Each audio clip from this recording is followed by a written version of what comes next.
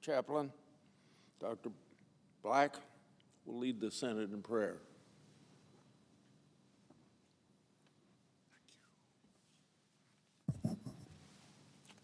Let us pray. Eternal God, who fulfills the desires of those who have reverence for your name, let your will be done today on Capitol Hill. Lord, give our senators a clear understanding of your providential purposes so that they will not deviate from your desired plan. Inspire them to seek your guidance and depend on you to bring them through the myriad challenges of our time. Infuse them with a spirit of reconciliation that will break down divisive walls, bringing harmony and cooperation. Strengthen them for this day's journey as your Spirit empowers them to faithfully honor you. And Lord, bring peace to our nation and world. We pray in your majestic name. Amen. Will you please join me in the Pledge of Allegiance? I pledge allegiance to the flag of the United States of America and to the republic for which it stands, one nation under God, indivisible, with liberty and justice for all.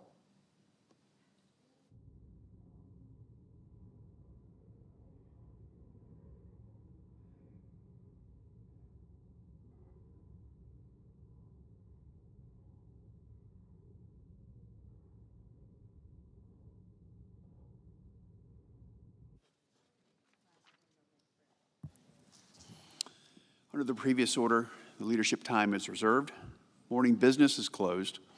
Under the previous order, the Senate will proceed to executive session and resume consideration of S-Res 377, which the clerk will report. Executive Calendar Number 1, S-Res 377, Executive Resolution authorizing the en bloc consideration in executive session of certain nominations on the executive calendar. Mr. President, Senator from Iowa. this week we're privileged to welcome Ecumenical Patriarch Bartholomew to Washington, D.C.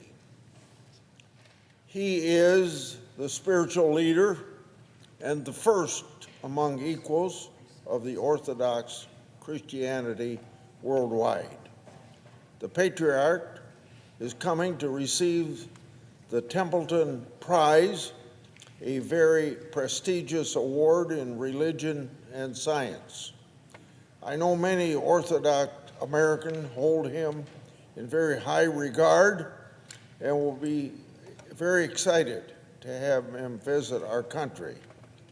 Now, because of the Russian invasion of Ukraine, I really appreciate the fact that he has used his spiritual authority to ensure that Orthodox believers in areas of Ukraine dominated by Russia have the opportunity to practice their Orthodox faith through institutions that do not answer to the Kremlin, as the Russian Orthodox Church has since Stalin's time.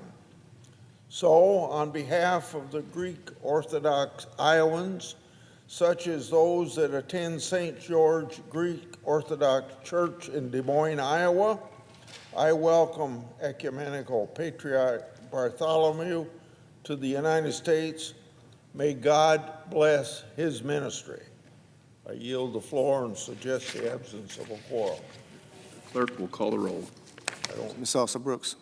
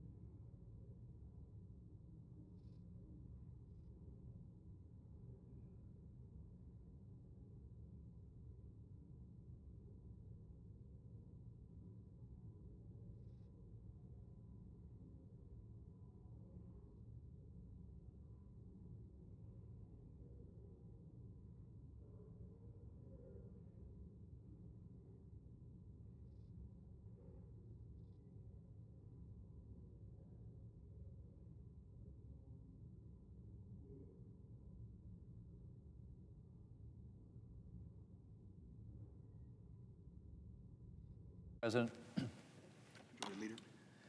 Thank you, Mr. President. Mr. President, I ask unanimous consent the quorum call be lifted. Mr. President, the September 30 government funding deadline is rapidly approaching, and Republicans will be putting forward a continuing resolution to fund the government until mid-November and give Congress time to complete additional work on appropriations bills. And I hope my Democrat colleagues will work with us to quickly pass this legislation. We will be putting forward a clean resolution to ensure there is no reason for Democrats to oppose this bill and delay passage. And my hope would be that we could get this done as soon as this week and then continue bipartisan work on appropriations bills. But I have some concerns, Mr. President, because incredible as it may seem, Democrats seem to be looking to shut down the government. That's right. At least a portion of their base seems eager to pick a fight with the Trump administration, and congressional Democrats, or at least congressional Democrat leadership, seem to be following along. Now, I can't imagine what Democrats think they're going to gain from this. Do they think that hardworking Americans are going to thank Democrats for shutting down the government? Apparently, Democrats think, and I quote, that it's perfectly fine to have VA offices closed or to endanger nutrition programs that help 7 million moms and kids or suspend disaster aid for farmers, end quote. Oh, wait, Mr. President, that last line wasn't actually mine. That's a quote from the Democrat leader just last year. He was deeply concerned about the consequences of shutting down the government then. But now? Well, apparently VA offices and nutrition programs and disaster aid for farmers can be sacrificed when Democrats want to make a political point. Mr. President, during a funding debate in 2023, the Democrat leader had this to say, and I quote, "If we are going to keep the lights on beyond this Friday, our Republican colleagues will have to work with Democrats in a bipartisan way to pass a clean extension," end quote. To pass a clean extension. Well, Mr. President, that's exactly what we're offering Democrats, a clean extension. 2 years ago, that seems to have been the standard for CRs, according to the Democrat leader. But today? Well, today the Democrat leader is ready to hold the CR hostage and shut down the government over extraneous policy measures. It really is amazing, Mr. President, how the rules change for Democrats depending on their perceived political advantage.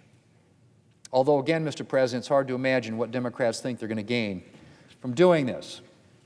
The Democrat leader is not the only Democrat who's spoken at length about the negative effects of a shutdown on the American people.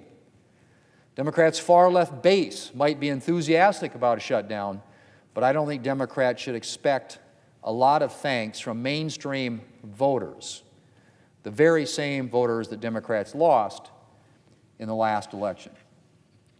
Mr. President, I've spoken many times about my commitment to restoring regular order in the Senate, and in particular, regular order on appropriations bills. And we've made progress on that this year, passing a package of 3 bipartisan appropriations bills before the August state work period, the first time that has happened literally in years. And just last week, the House passed a motion to go to conference on that package. And I intend for the Senate to do the same, so that we can pass these bills into law. But we need more time to consider the 2026 bills, which is why we're considering this short-term continuing resolution. This short-term, clean, continuing resolution for just 7 weeks. This should be an easy bipartisan vote, Mr. President.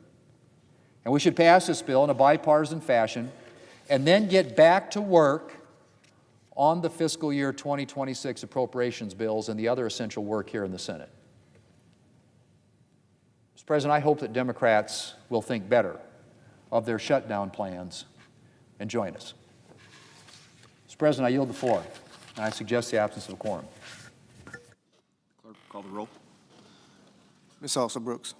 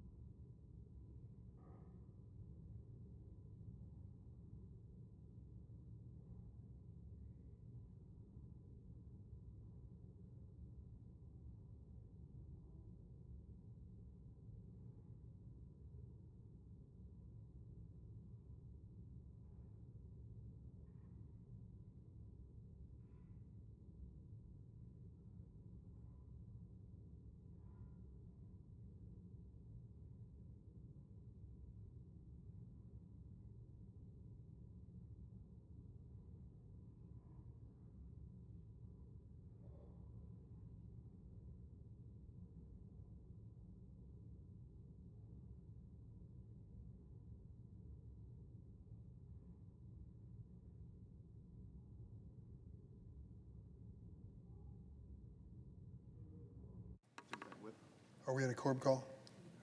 I ask consent to be suspended. Without objection. Mr. President, the Federal Bureau of Investigation is in crisis.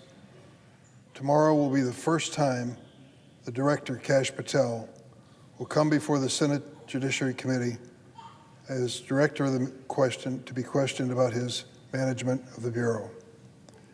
In just the first weeks of this administration, we witnessed the unprecedented and forced removal of dozens of senior FBI officials, decorated career professionals who spent their lives protecting this country from terrorism, espionage, and cyber attacks. These patriots swore an oath to defend the Constitution and served Republican and Democratic presidents alike. They were shown the door for one reason: political retribution. Don't take my word for it. Just last week, former acting FBI Director Brian Driscoll filed a federal lawsuit accusing Director Patel and other Trump officials of orchestrating a politically motivated purge of the Federal Bureau of Investigation. Those who are familiar with the history of this agency know that we went to great lengths to depoliticize the ranks of the FBI. The director had a 10-year term, which meant that he or she would outlast any single president. Time and again, we set standards for the FBI that were above and beyond those across the ranks of government. There was a time when an FBI agent had to either have a law degree or a degree in accounting to qualify to be an FBI agent. It was a professional operation. There were questions raised about J. Edgar Hoover and others in the past, but basically the FBI enjoyed a reputation of being one of the best law enforcement agencies in the world. According to this lawsuit, though, Mr. Driscoll said that, quote, Mr. Patel said of Mr. Patel, the FBI has tried to put the president in jail and he hasn't forgotten it. It makes sense. And no one up and down the chain of command has been spared from his retribution at every level of government. All 6 of the FBI's executive assistant directors gone under the Trump administration. At least 18 special agents in Chicago of major field offices gone. As many as 5,000 nonpartisan career public servants gone. This brain drain at the FBI took place under Patel. It represents thousands of years of institutional knowledge wiped away in the blink of an eye.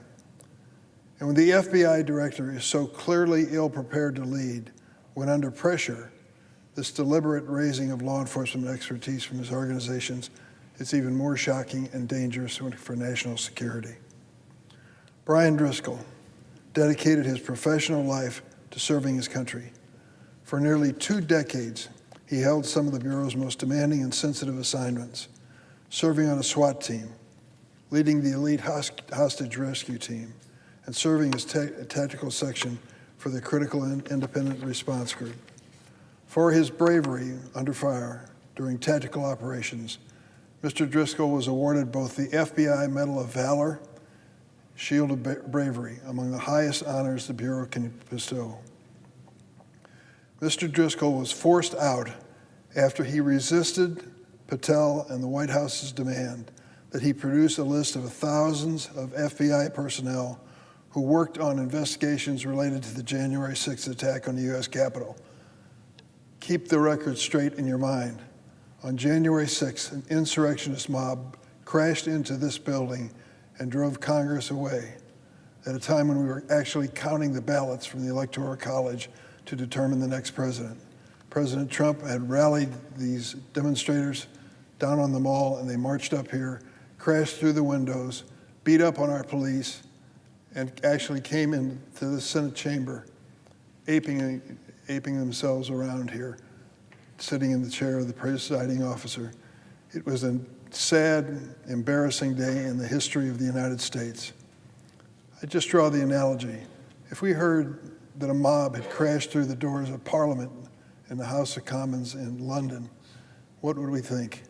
Think, my goodness, what's happened to that great country? Well, it happened here. I was an eyewitness to it, as were hundreds of others. driving the senators and the Vice President of the United States, Vice President Pence, from that chair that the presiding officer was sitting in. That was the reality. Over 140 Capitol and D.C. police were injured in the process. Several gave their lives as a result of it.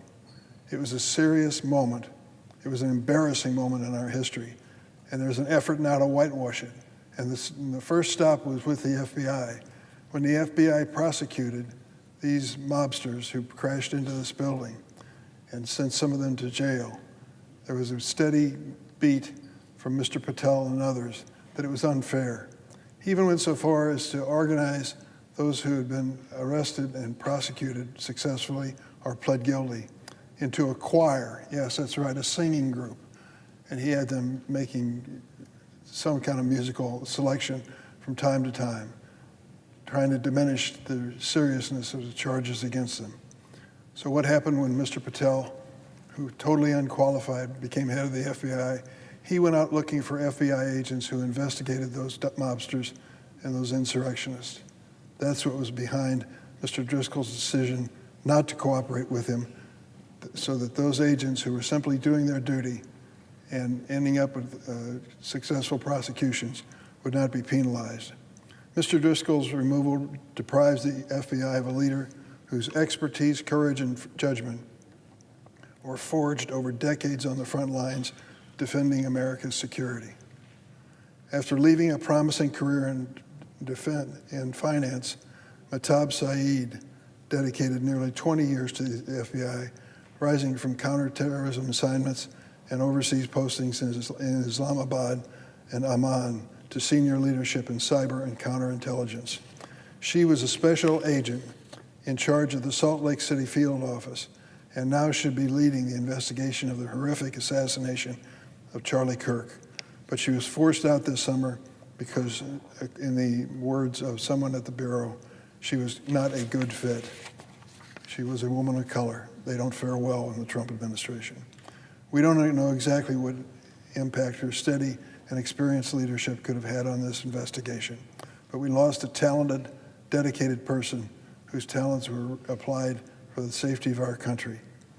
We do know that the person who pushed her out, Director Patel, who will be testifying tomorrow, quickly took to social media and falsely announced that the suspect was in custody. Remember that? Only to be forced to walk back those claims shortly thereafter. At least 8 special agents in charge at the FBI, their top leaders in the field, have been forced into retirement or reassigned to diminished roles. This hollowing out of the FBI is at the danger, creates a danger to the security of this country. These are not mid-level bureaucrats. These men and women oversee hundreds of agents and manage some of the most sensitive and complex investigations in the country.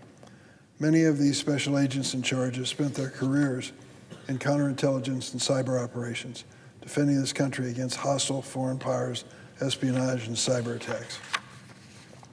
Many devoted decades to civil rights enforcement, public corruption, and violent crime investigations, ensuring that state and local enforcement across the country were working closely with seasoned federal law enforcement leaders they could trust. Still others rose from frontline criminal work to lead major field offices. Their backgrounds range from forensic science to counterintelligence, skills not easily replaced and desperately needed. Director Patel's foolhardy decision to force out this leadership within the FBI has hollowed out this important agency. It has cost the Bureau decades of institutional knowledge and diminished its capacity to respond to the greatest threats facing our nation. Tomorrow at the hearing, I'll go into detail into some of the bureaus and agencies within the FBI that have been diminished and hollowed out.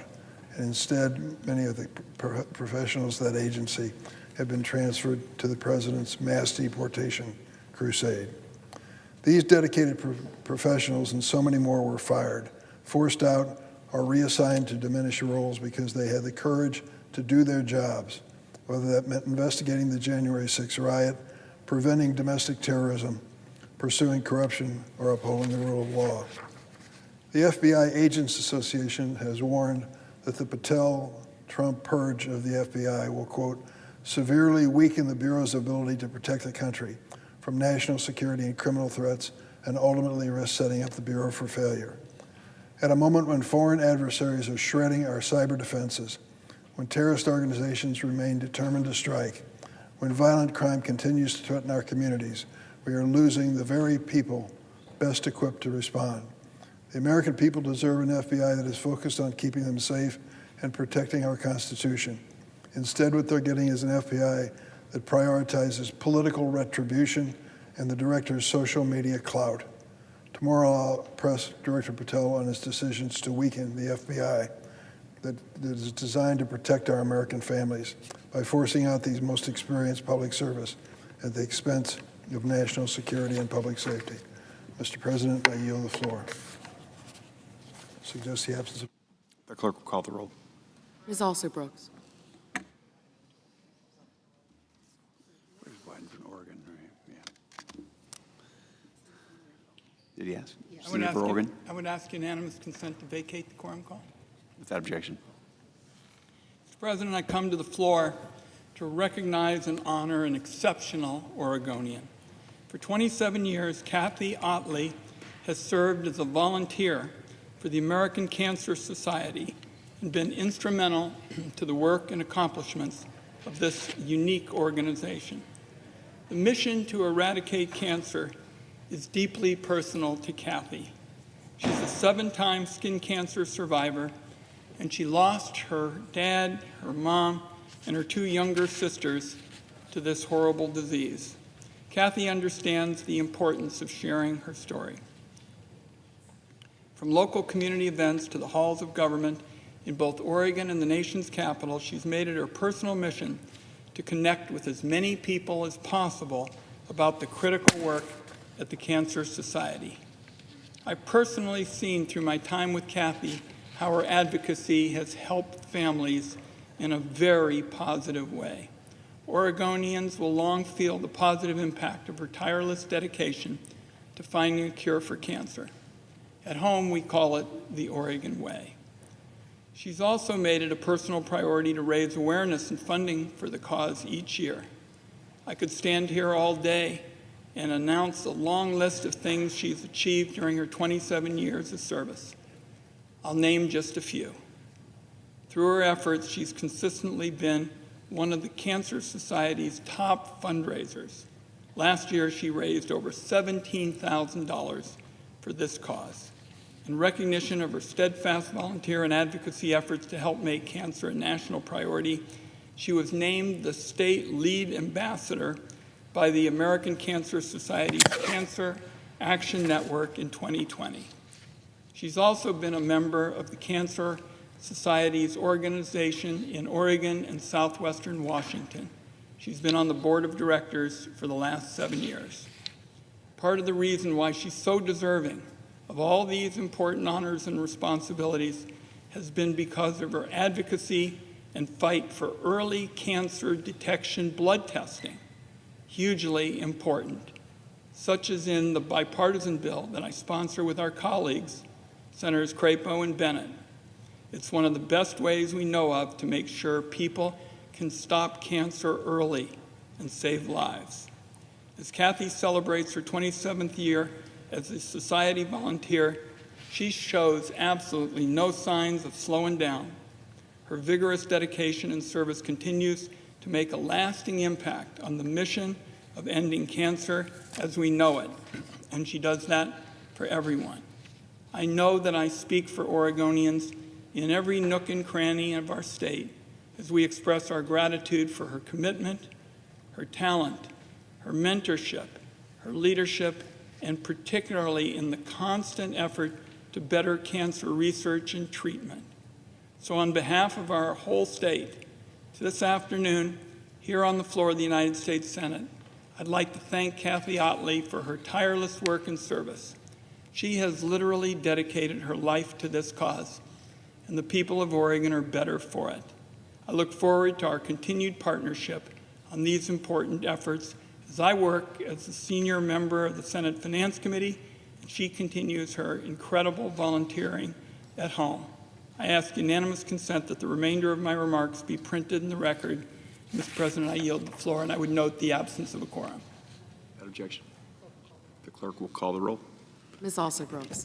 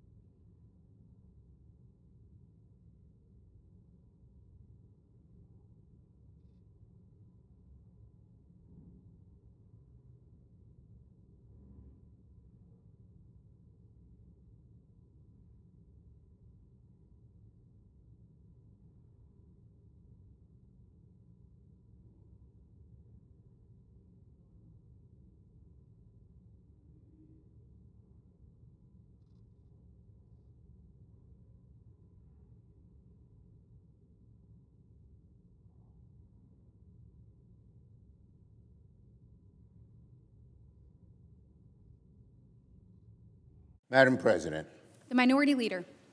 we in a quorum? We are. I ask unanimous consent the quorum be dispensed with. Without objection. Madam President, I'd like to begin by reiterating where Democrats stand on government funding. Our position remains this. We want to keep the government open by engaging in bipartisan negotiation, where we can address some of the grave harms Donald Trump has caused to our health care system and help Americans with the cost of living. We haven't seen that to date. Republicans so far have refused to have any conversations about issues we've clearly outlined, health care most of all. Speaker Johnson said recently he hopes Democrats won't politicize the process. But Speaker Johnson has already done that by refusing multiple requests to sit down and talk and doing his own CR without consultation, without any inclusion of what the Democratic leader in the House or I are asking for. Total partisan proposal. And so is President Trump. When Donald Trump said on Fox News that Republicans, quote, don't even bother dealing with Democrats, then he's responsible for making a shutdown more likely. This afternoon, he doubled down again, posting online that Republicans should go at it alone in their partisan CR, instead of engaging with Democrats to keep the government open. Now, to pass the CR in the Senate, as everyone knows, requires votes from both sides. If one side refuses to negotiate, they are the ones causing the shutdown. Because, again, Democrats are happy to negotiate. We want to have a conversation with Donald Trump and Republicans about things we've been talking about for months, like health care, Medicaid, and the cost of living. And the American people know this. They know that if Donald Trump refuses to talk, even to talk with Democrats, it'll be him shutting things down. They know he needs to negotiate. They know he needs to compromise. He's not a dictator, much as he thinks he'd like to be. He needs to work with Democrats if he doesn't want to get blamed for shutting the government down. And if Republicans follow Donald Trump's orders not to even bother dealing with Democrats, they too will be putting our country on a path to a shutdown. And let me finish with this. I heard my friend, the Republican leader, come to the floor and cherry-pick some of my old quotes about keeping the government open with a CR. He zeroed in on the phrase clean extension. Well, the Republican leader glossed over the key point. I said in the past that Republican colleagues have to, quote, work with the Democrats in a bipartisan way, unquote, to extend government funding. I said they actually have to work with us, and it has to be bipartisan. That is not happening right now. It was happening then in 2023. That is the difference. And the majority leader conveniently forgets that extremely important point. And it's not happening right now because Donald Trump is shutting down any hopes of negotiation. Leader Thune wants to wonder what has changed. A lot, including Donald Trump's actions, which have dramatically harmed this country and undermined the appropriation process. He's canceled congressionally appropriated funding. He's redirected and stealing funds. Russell Vought says that he wants to see the appropriations process less bipartisan, and we know he's running the show. And now he says that Republicans shouldn't even bother to deal with Democrats. Meanwhile, the cost of people's health care has gone way up. Rural hospitals are already closing because of this big, beautiful bill. Job reports continue to show warning signs. Trump's tariffs are a mess, and the economy is headed in the wrong direction. That's all because of the choices Donald Trump has made as president. We need to have a negotiation, which is what we are asking for right now. Bipartisan, the only way you can get this done. And that's what we talked about back then as well. Now on Stephen Moran. Today, the Senate will vote on Donald Trump's nominee for the Federal Reserve Board, Stephen Moran. Moran's nomination is bad news for every American who's suffering from Donald Trump's disastrous economic agenda. He serves as chairman of the CEA, the Council of Economic Advisors, and is the chief architect of so many policies this administration's failed economics that are raising prices for families. Moran was heavily involved in the rollout of Trump's tariffs, and he even claimed that there continues to be no evidence whatsoever of any tariff-induced inflation. Ask the average American family. What kind of bubble is Moran living in? Companies have explicitly cited tariffs for the reason prices are going up. That sure sounds like pretty significant evidence to me. No evidence of inflation? Tell that to grocery shoppers, to people buying coffee, to shoppers at Walmart and Amazon. Sticker shock has been the story of the summer for many Americans, all because of those awful tariffs. Moran will be nothing more than Donald Trump's mouthpiece at the Fed. He has no independence, no sympathy for American families and businesses suffering from his policies, and a fundamental misunderstanding of how the American economy works. I strongly oppose Moran's nomination. Yield the floor and note the absence of a quorum. The clerk will call the roll. Ms. Also Brooks.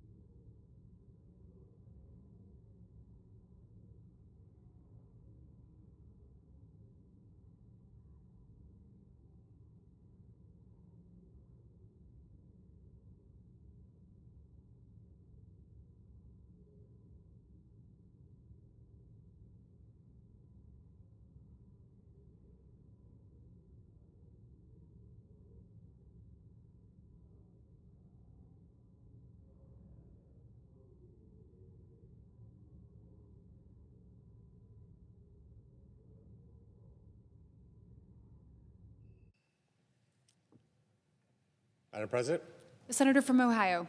I'd like to have unanimous consent to suspend the quorum call. Without objection. Thank you. Mr. President, as you know, like I do, we had a terrible tragedy that occurred last week. I don't think that it's quite understood by people who Charlie's life didn't affect what his death meant to all of us. Not only is it that a 31-year-old died, which of course would be tragic to anybody, but to see him publicly assassinated, gunned down, where his death is captured on video after video after video. You look at that, you think, where's the humanity? I think one of the things that's most important to understand is that there was a private person named Charlie Kirk.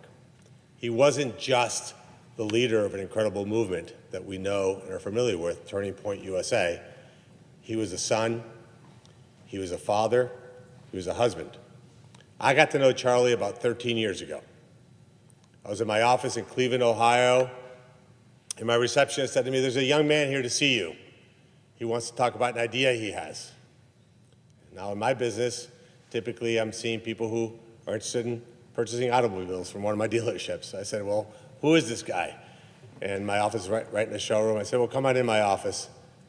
And Charlie Kirk shared with me a vision that he had. And he had built out the entire concept of what we know as Turning Point USA in his head. He visualized hundreds of chapters in every major college and university throughout America where students could actually debate ideas.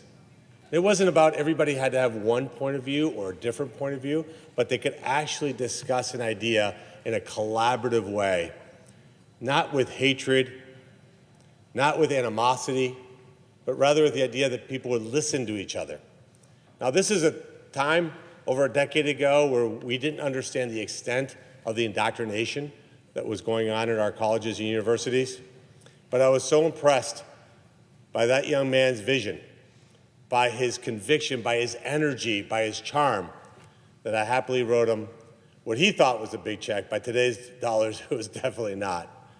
And I referred a few friends to him. He was very excited, stayed in touch during the years.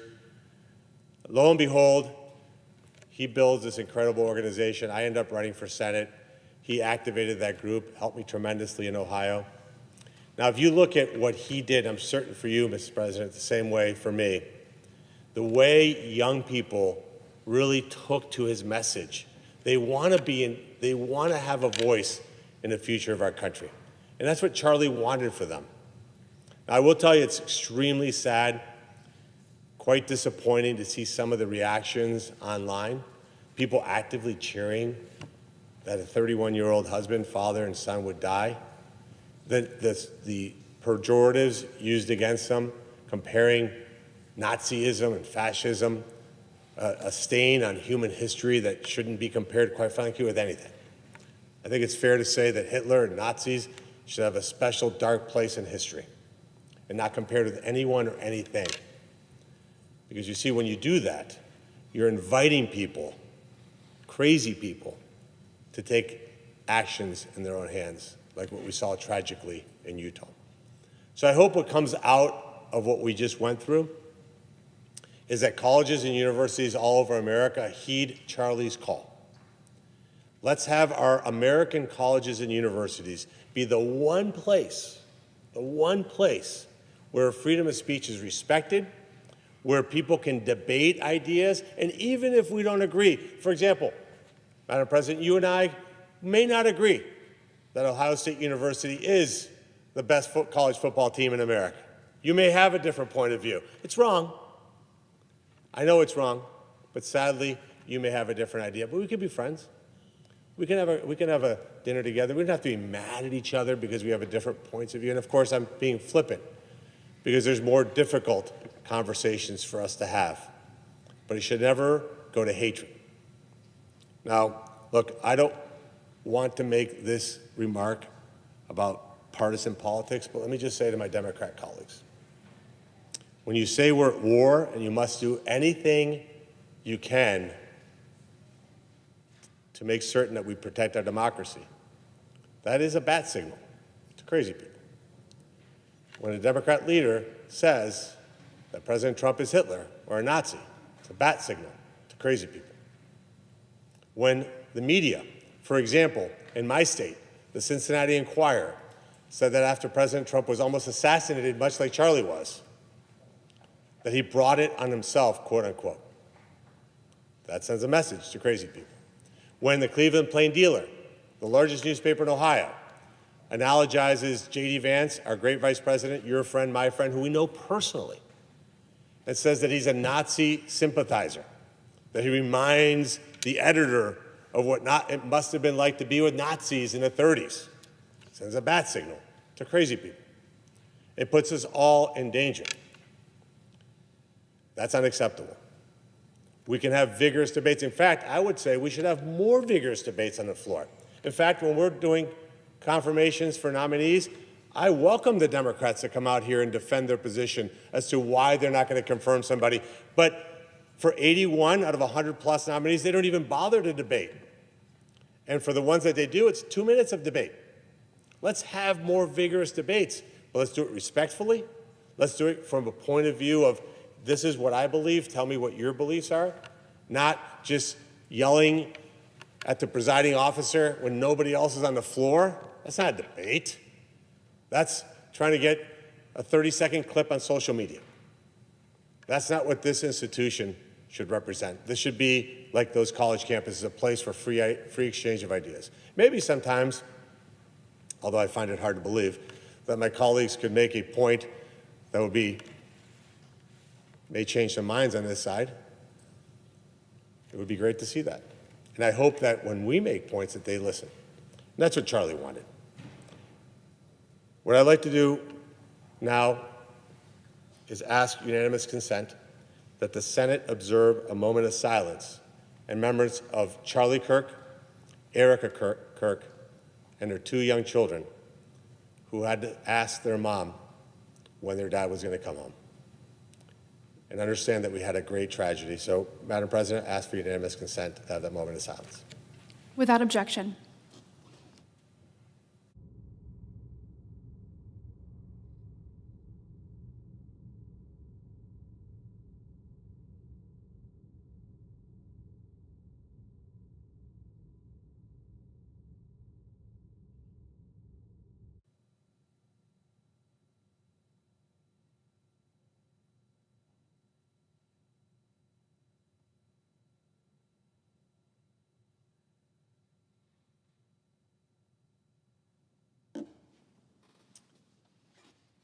I note the absence of a quorum. The clerk will call the roll. Ms. Alsobrooks.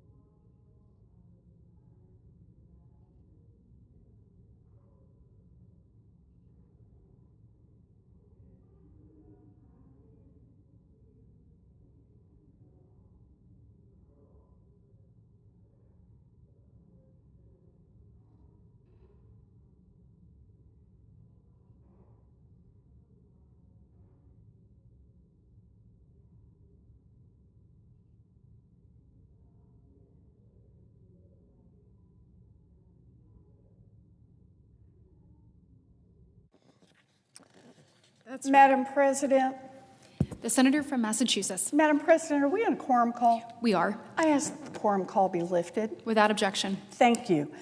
Madam President, I rise today to oppose the nomination of Dr. Stephen Miron to serve on the Federal Reserve Board of Governors. President Trump has run a months-long campaign to turn the Fed into his personal piggy bank in an attempt to escape accountability for his own economic failures. He has tried to intimidate and threaten to fire Federal Chair Jerome Powell, and when that didn't work, he illegally attempted to fire Fed Governor Lisa Cook so that he could seize control of the board. Both of those failed, so now he is attempting to install his own puppet on the board with Dr. Miron, someone who intends to keep his White House job as the president's chief economic advisor open while serving at the Fed, setting up an unprecedented and unacceptable conflict of interest that will only ultimately cause more pain for American families. Don't just take it from me. Take it from one of the president's closest advisors, Larry Kudlow, who said, quote, "The bottom line is President Trump's going to take the Fed over as he should."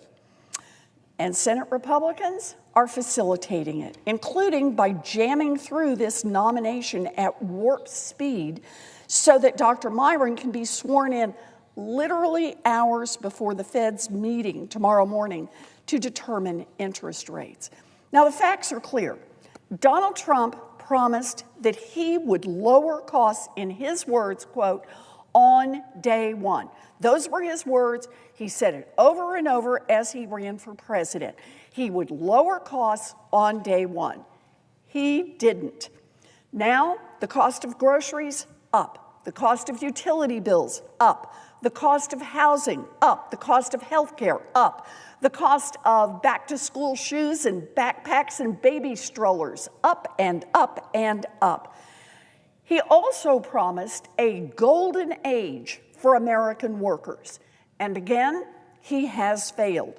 Job growth is down. The economy lost jobs in June. Unemployment is up, and people are staying unemployed longer. And worker confidence in the labor market is at its lowest since the end of the great financial crisis. Donald Trump could reverse course on his failing economic agenda. He could start helping families instead of turning everything over to his billionaire buddies. But instead, Trump wants to point the finger at everyone else and make the Federal Reserve his scapegoat. If Republicans let Trump interfere with the Federal Reserve, American families and businesses will pay the price in terms of higher costs going forward. And here is why. Congress created an independent Fed to keep politicians from making short-sighted economic decisions that would benefit the politicians politically. Sometimes the Fed is called on to make really hard decisions about when to raise interest rates when fighting inflation, and the whole world needs to know that the Fed is making these decisions based on data rather than being influenced by politicians. If the Fed loses its credibility, businesses and consumers will stop trusting the Fed to control inflation, and they will start acting like inflation is here to stay, and that will make prices soar. This is not a hypothetical.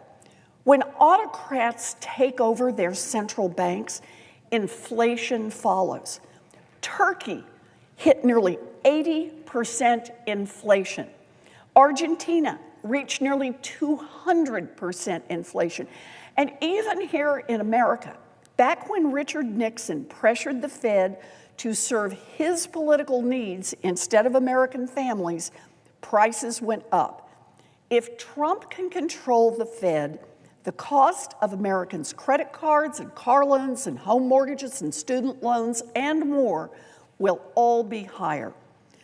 So today's vote is not just about Dr. Myron. It is a question of whether the Senate allows President Trump to succeed in this next phase of his very public, very obvious, months-long campaign to stack the Fed with loyalists who will prioritize Trump's personal whims over America's long-term economic health. And throughout this confirmation process, Dr. Myron has spectacularly failed to demonstrate independence from dear leader Trump. During his confirmation hearing, Dr. Myron could not say the words, "Donald Trump lost the 2020 election," making Dr. Myron the first admitted election denier to sit on the Federal Reserve Board. Dr. Myron refused to resign from his current job at the White House as the president's chief economic advisor at the Council of Economic Advisors. Dr. Myron's so-called leave of absence from the Council of Economic Advisors is also just a joke. He will be sitting literally down the street from the White House, and he has refused to disclose any communications he has with the White House while he is at the Fed. And look, let's be 100% clear here. The vote we are taking today is not to confirm Dr. Myron for a 4-month term at the Fed, the official vote. When the lights were off and the cameras stopped rolling, Dr. Myron confirmed in writing that he will not rule out staying in his seat after his term expires this January. That means he could serve as a Fed governor and as the president's chief economist simultaneously for an indefinite period. And even if none of this were happening, Dr. Myron is a terrible choice for this job. He continues to callously dismiss the fact that Trump's policies are raising prices for families. He compares tariff-driven inflation to a meteor strike while dodging questions about his own financial disclosures. Now look, you won't hear me say this often, but I agree with the Wall Street Journal editorial board when it said that Dr. Myron, quote, won't be independent in any fair definition of the word. Dr. Myron knows that if he is confirmed, every decision he makes and every vote he takes at the Fed determines whether or not he'll be able to go back to his White House job later on. That's not independence, that's servitude. And he will have zero credibility with markets, zero credibility with businesses, and zero credibility with the public if he is ultimately confirmed. Many Republican senators have paid lip service to the importance of Fed independence. Well, if you actually mean it, then you should vote no. Otherwise, we are sentencing American families to years of higher prices and higher unemployment. I urge my colleagues to vote no on Dr. Myron's nomination. Madam President, I yield back, and do I need to ask for a roll call vote here? A quorum call. The clerk will call the roll. Ms. Alston-Brooks.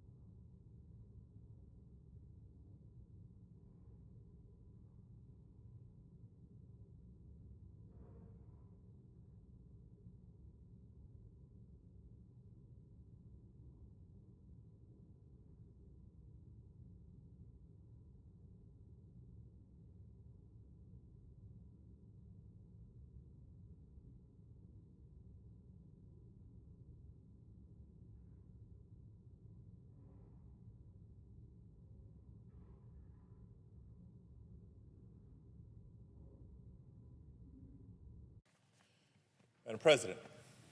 The senator from California. Madam President, I move that we waive the quorum call. Without objection. Thank you, Madam President. Madam President and colleagues, here to share some good news.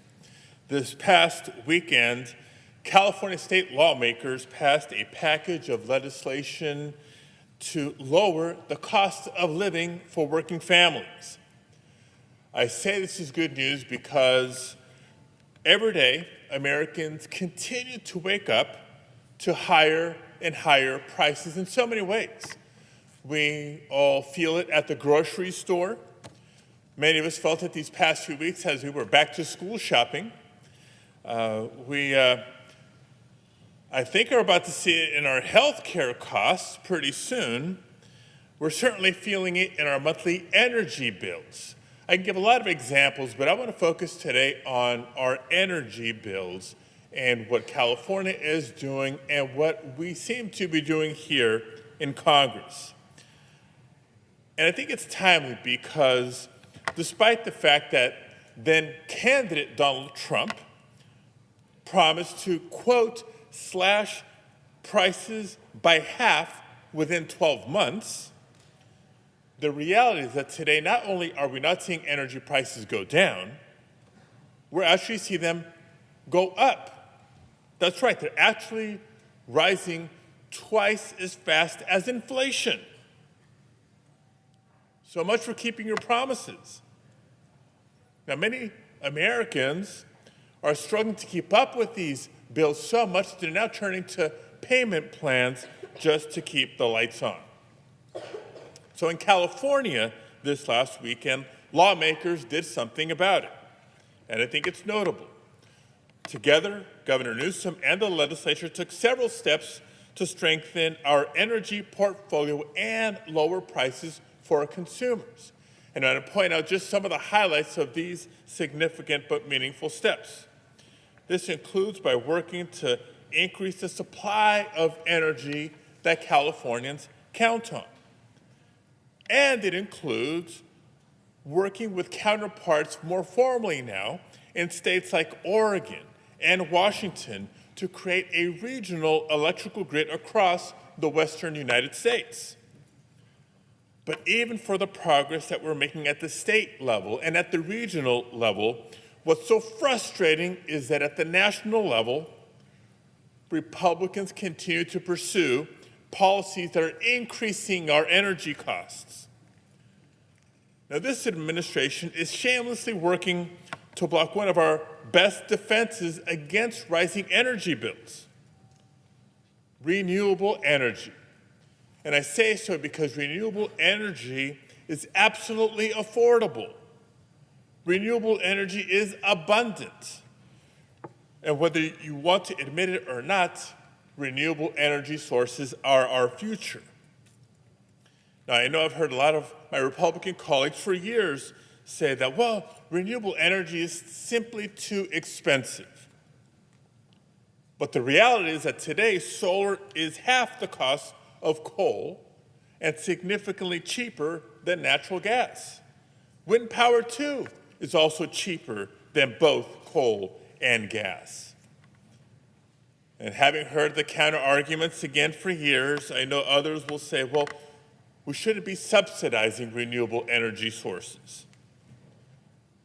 As if the fossil fuel industry hasn't been propped up by subsidies over the years, and even more recently, I suggest look no further than Trump's quote-unquote big, beautiful bill. Plenty of subsidies for the fossil fuel industry. And finally, I've heard naysayers say that, well, we can't depend on renewable energy because it's just not reliable. What happens when the sun's not shining? What happens when the wind's not blowing? We have a genuine concern about intermittency. So do we. But guess what? California, yes, the same California that has grown to be the fourth largest economy in the world, is showing how we can overcome those concerns and solve those problems. See, over the last few years alone, California has brought renewable energy capacity onto the grid in record numbers. In 2023, clean energy made up 2/3 of our retail electricity. And it's not just bringing more renewable energy onto the grid, we have simultaneously made the grid more reliable. That's in part because since 2019, battery storage capacity in California has grown by nearly 2,000%. So we're harnessing the power of solar and wind and hydroelectric power and nuclear, geothermal, even hydrogen power to our state. And it's exactly because of those investments that even in a year like 2024, just last year, when we experienced record heat waves, that we also saw record renewable energy generation, and we kept the lights on. Now, we're not naive. We know that with a growing population and a growing economy, including but not limited to the future of an AI boom, demand will continue to grow. But we're committed to the kind of inclusive portfolio of energy options that has made our grid more reliable. But despite that progress, despite that success story, Donald Trump and many of our Republican colleagues have continued to wage war on clean energy. This administration and the Department of Energy Secretary Wright say they support an all-of-the-above strategy. This was actually a very intentional conversation we had in Secretary Wright's confirmation hearing in committee months and months ago. But the facts show otherwise. What we've seen over the last several months is the Trump administration cut historic tax credits from the Inflation Reduction Act that were lowering costs and supercharging our clean energy transition. This administration has canceled offshore wind projects, including one that was nearly complete off the coast of Rhode Island. And they're clawing back funding from job-creating solar projects that are lowering energy bills. This makes no sense. According to Climate Power, since Donald Trump was elected to his second term, over 120 clean energy projects across the country have either been canceled, delayed, or they're laying off staff. That's certainly not good for the economy, not good for job creation. It's not good for the grid. Taking nearly 14,000 megawatts off the grid, that's the equivalent of removing power to supply 8.4 million homes in America. No wonder prices are rising. It's simple supply and demand. But at the same time, Donald Trump's paying to extend the life of older fossil fuel plants, which will only raise costs. When they're older, they tend to be dirtier. When they're older, they're more expensive to maintain. And all of this while ceding our global leadership in renewable energy production and innovation to China. Now, that's not just bad for consumers. It's not just bad for reliability. It's literally putting lives at risk. Every year that we burn more fossil fuel than we need to, our climate crisis worsens. That means more frequent and more devastating extreme weather, not just in California, but across the country. In California, it has led to a worsening drought, relentless atmospheric rivers, and yes, all too often, life-threatening wildfires, just as we experienced in the Los Angeles region this past January. And it's no surprise that Donald Trump loves to attack California's leaders for wildfire policy and our climate leadership. And we also know he loves to play politics with disaster funding. That record is clear. Yet he continues to dig us deeper and deeper into an energy policy that actually increases the risk of the next great disaster. And Californians will be left to clean up the mess. So here in the Senate, I've worked hard to try to address that. We passed the FIRE Act a couple of years ago to help FEMA better prepare for and respond to wildfires. We secured the transfer of 7 C-130 Hercules aircraft to strengthen our arsenal in the fight against deadly wildfires, adding to CAL FIRE's largest aerial firefighting fleet in the world. And I continue to work with colleagues on both sides of the aisle to build support for the Fix Our Forests Act, to improve forest management practices, protect urban areas from devastation, and harness our technology and our expertise. And I'm proud of that work that we've been doing. But the backdrop of all that is still an indisputable fact that reliance on fossil fuels comes at a cost. And Americans, not just Californians, but Americans are paying for it in the form of higher energy bills and in lives destroyed after these major disasters. So no matter how many times Donald Trump says it, we can never and will never drill, baby, drill our way to cheaper energy costs. Our solution has to be a more inclusive approach to energy portfolios. And we also need to streamline projects and speed up the timeline it takes to get them approved, to get them completed, and to get them online. And we need to make our grid more efficient by supporting the build-out of our transmission system and the regionalization of our grid. Regional cooperation means improved efficiency and improved reliability. That's how we meet our growing demand. More options, not less, more cooperation, not less, and more sources of energy, not less. Now, Trump might continue to lie to the American people about renewable energy, but Americans know that this energy crisis doesn't have to continue forever. And California is proud to show the way forward. Thank you, Madam President. I yield the floor.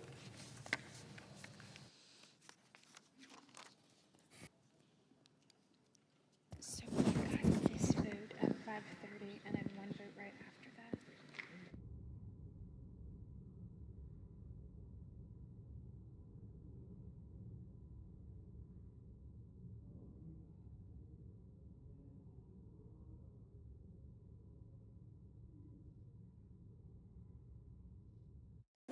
Madam President, The senator from California. I note the absence of a quorum. The clerk will call the roll. Ms. Elsa Brooks.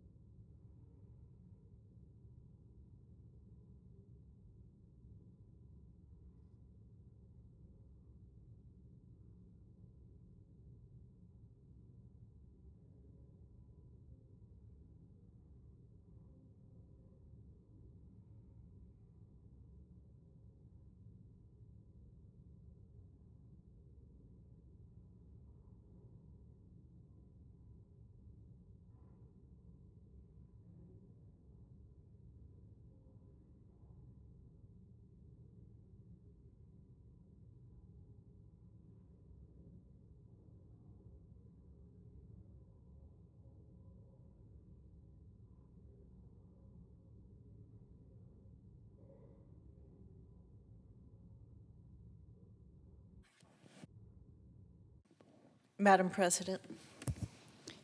The senator from Nebraska. Madam President, I ask that the quorum call be vitiated.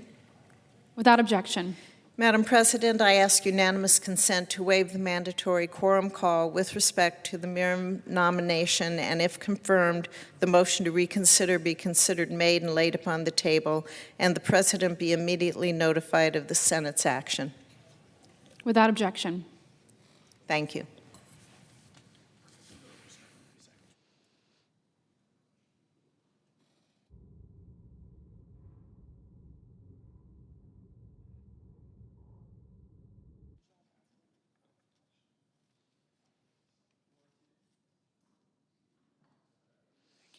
The previous order, all post-closure time is expired. The question occurs on the adoption of the resolution. Is there a sufficient second? There appears to be. The clerk will call the roll. Ms. Alsop-Brooks, Ms. Baldwin, Mr. Banks, Mr. Barrasso, Mr. Bennett, Mrs. Blackburn, Mr. Blumenthal, Ms. Blunt-Rochester, Mr. Booker, Mr. Bozeman, Mrs. Britt.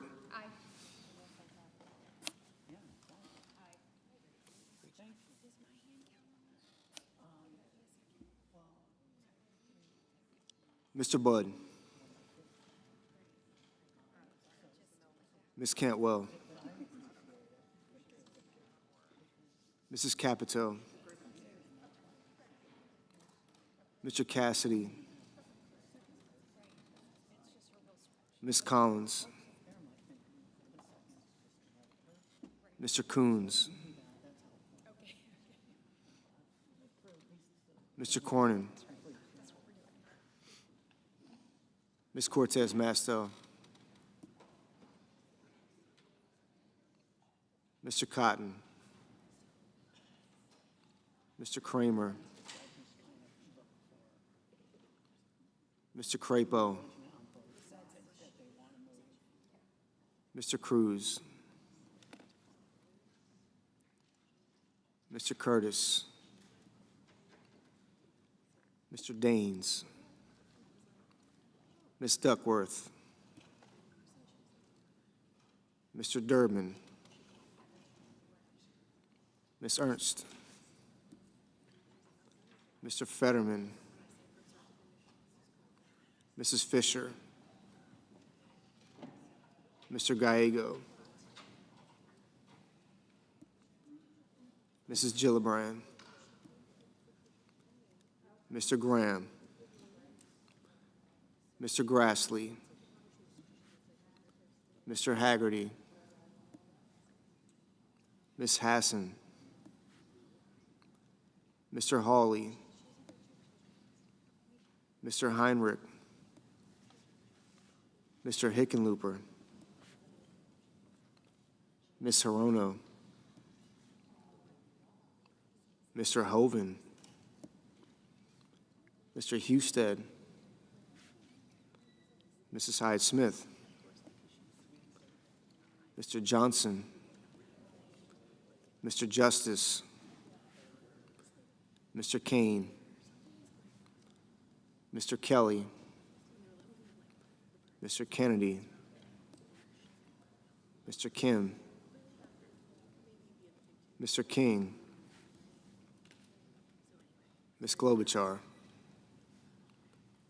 Mr. Langford. Mr. Lee. Mr. Lujan. Ms. Lummis. Mr. Markey. Mr. Marshall. Mr. McConnell. Mr. McCormick. Mr. Merkley. Mrs. Moody. Mr. Moran. Mr. Moreno. Mr. Mullen. Ms. Murkowski. Mr. Murphy. Mrs. Murray. Mr. Ossoff. Mr. Padilla. Mr. Paul, Mr. Peters, Mr. Reed, Mr. Ricketts, Mr. Risch, Ms. Rosen, Mr. Rounds, Mr. Sanders, Mr. Schatz, Mr. Schiff, Mr. Schmidt, Mr. Schumer,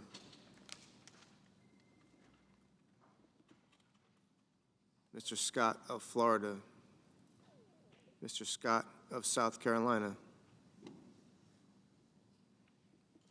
Mrs. Shaheen, Mr. Sheehy, Ms. Slotkin, Ms. Smith, Mr. Sullivan,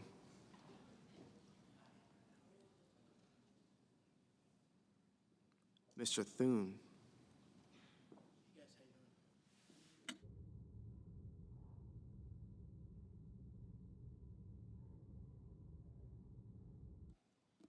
Mr. Tillis, Mr. Tuberville,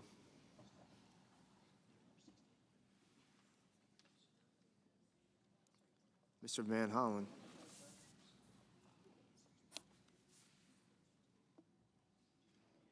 Mr. Warner,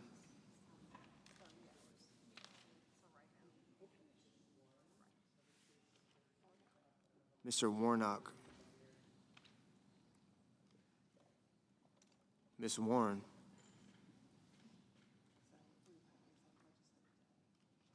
Mr. Welch,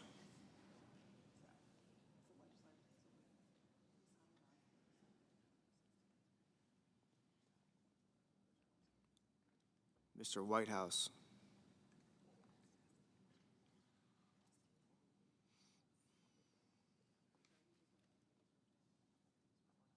Mr. Wicker,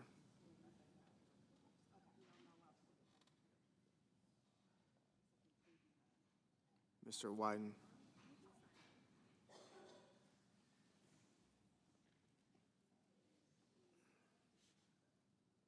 Mr. Young.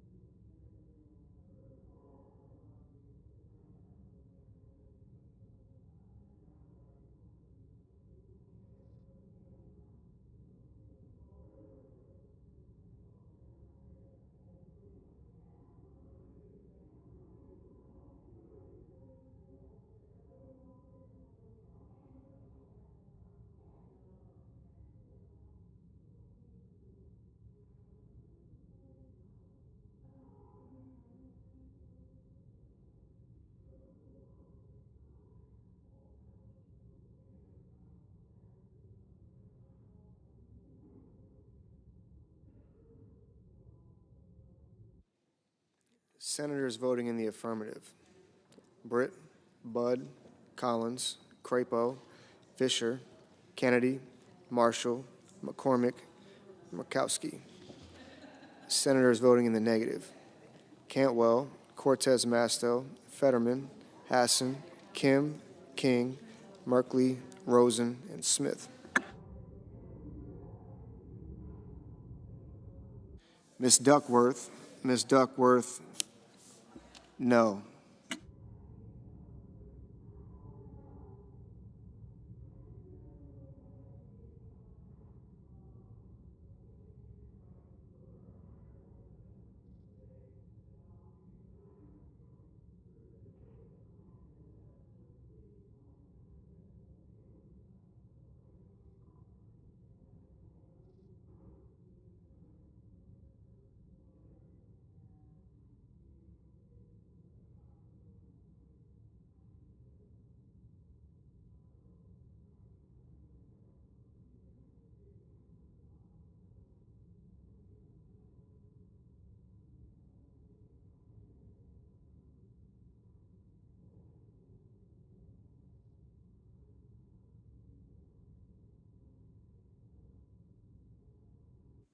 Mr.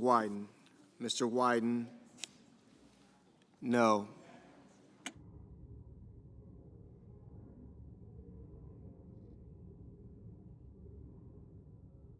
Mrs. Murray, no. Mrs. Capito,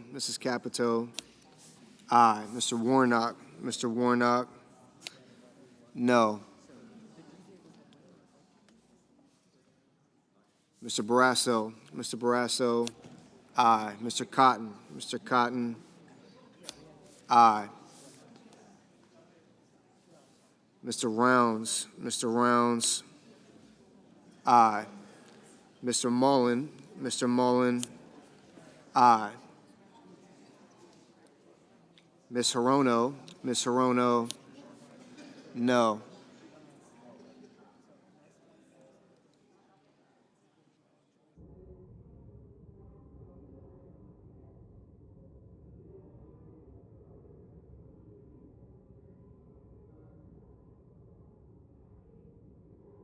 Mr. Moreno, aye.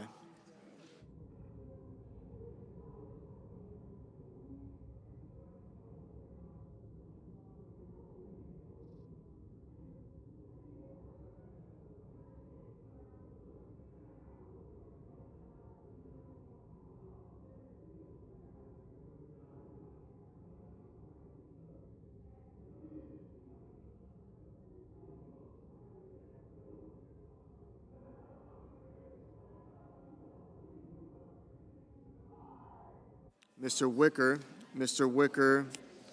aye. Mr. Cornyn, aye. Mr. Scott of Florida, aye.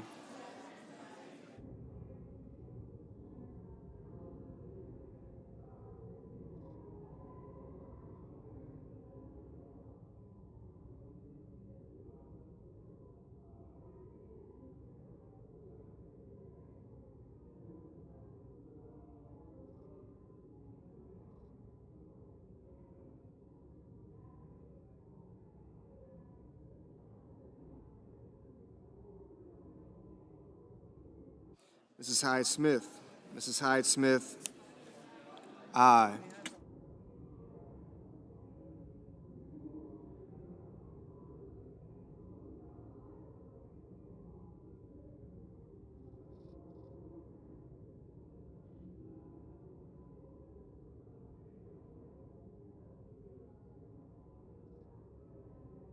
Mrs. Gillibrand, no.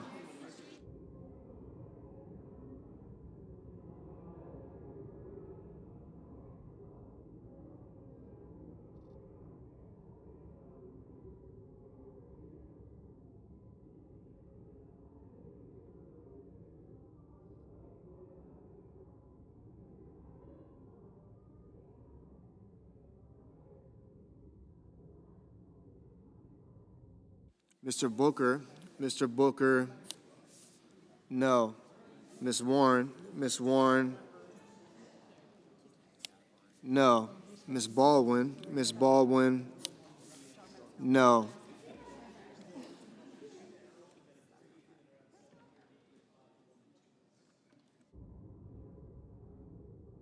Mr. Grassley,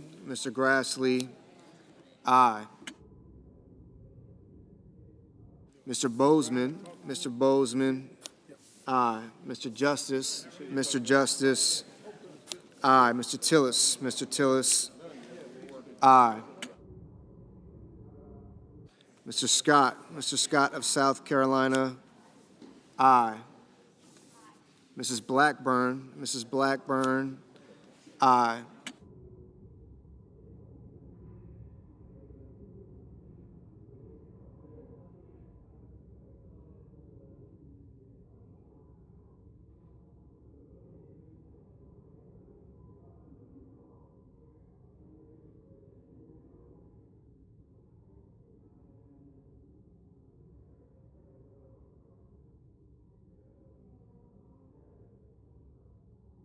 Mr. Durbin, no.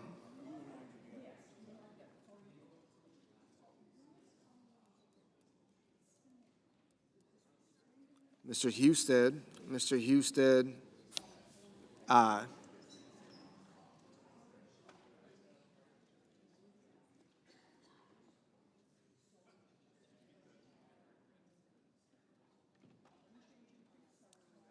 Ms. Klobuchar, no.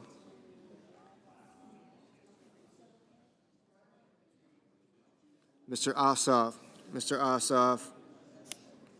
no.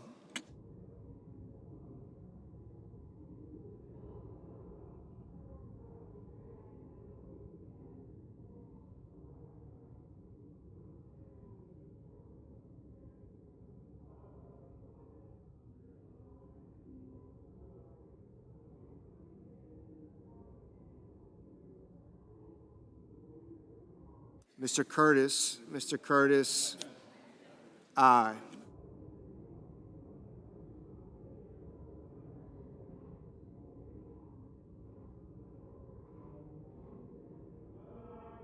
Mr. Young, aye.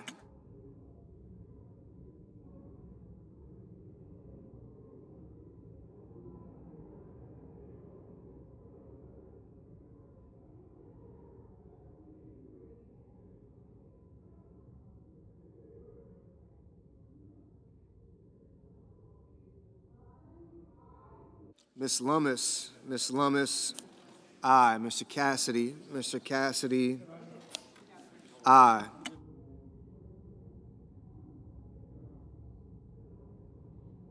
Mr. Murphy, no.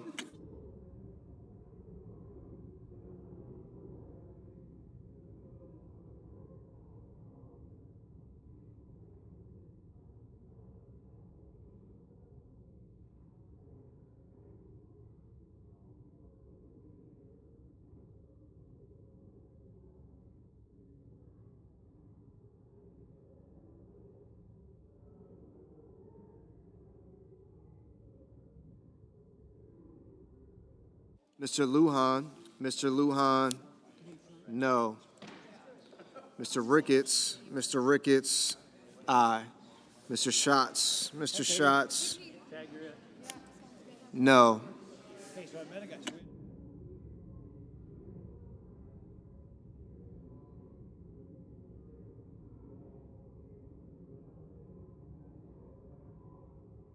Mr. Langford,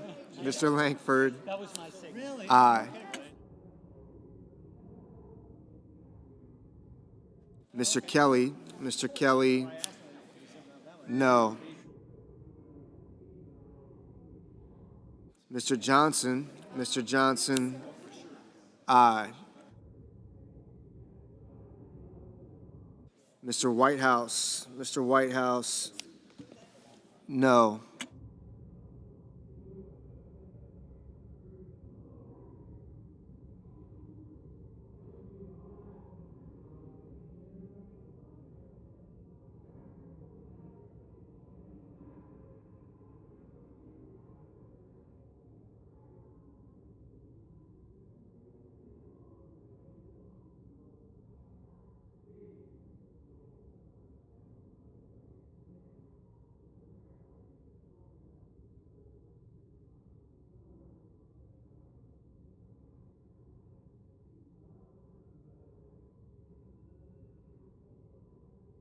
Mrs. Moody, Mrs. Moody, aye. Mr. Markey, no. Mr. Warner, no. Mr. Graham, aye.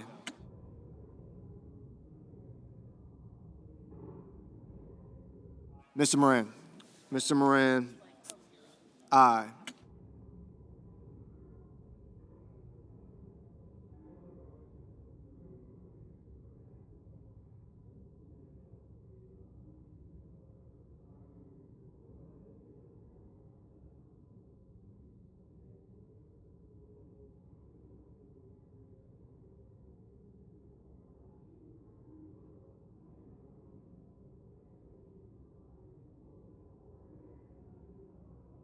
Miss Blunt Rochester, no.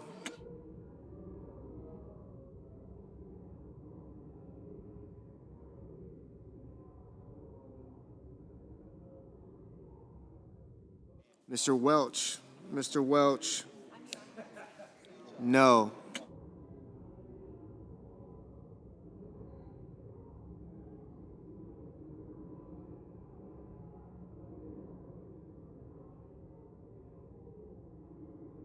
Mr. Van Hollen, no.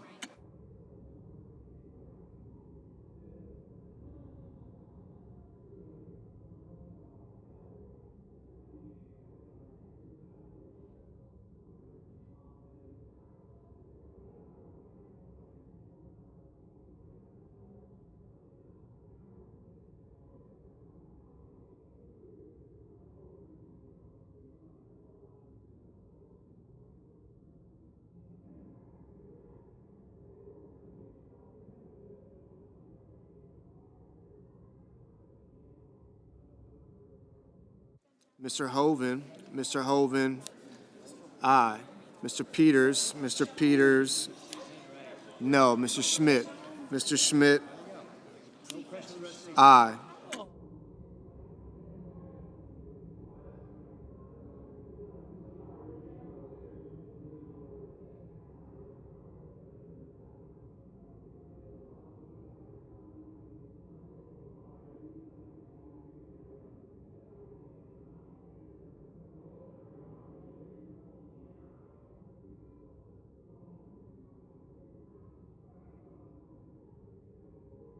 Mr. Haggerty,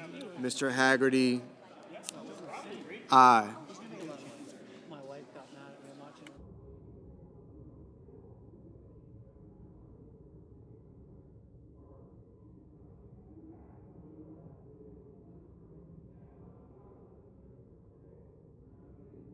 Mr. Reed, no. Mr. Banks, aye. Mr. Thune, aye.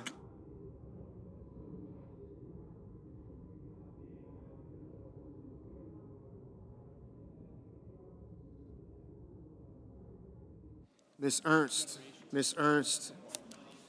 aye.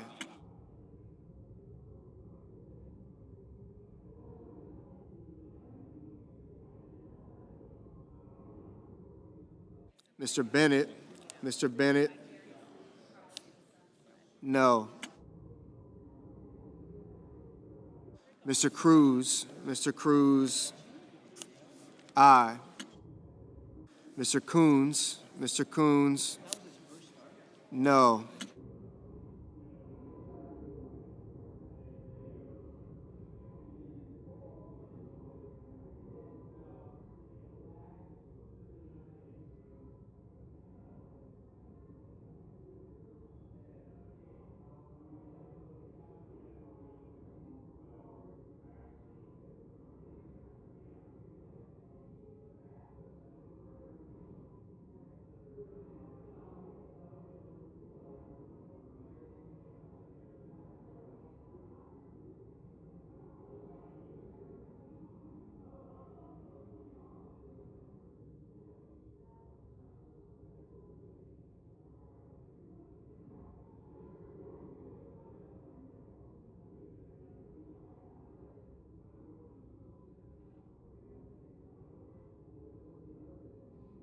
Mr. Padilla. Mr. Padilla, no.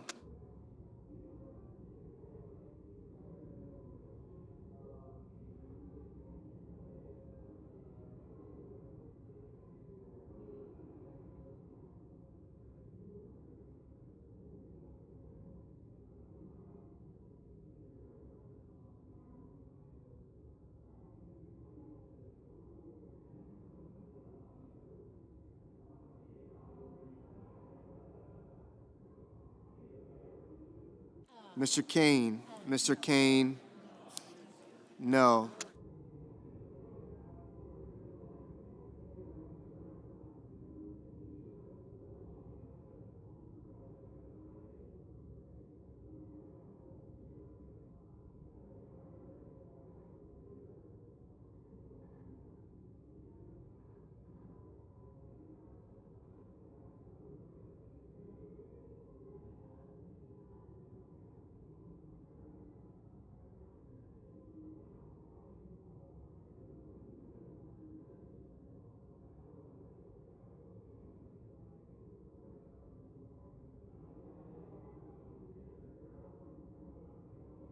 Mr. Sullivan. Mr. Sullivan, aye.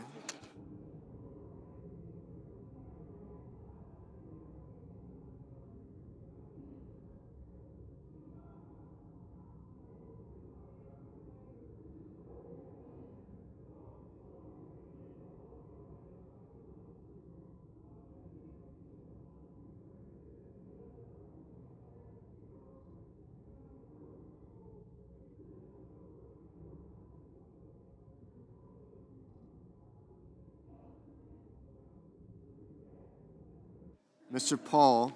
Mr. Paul, aye.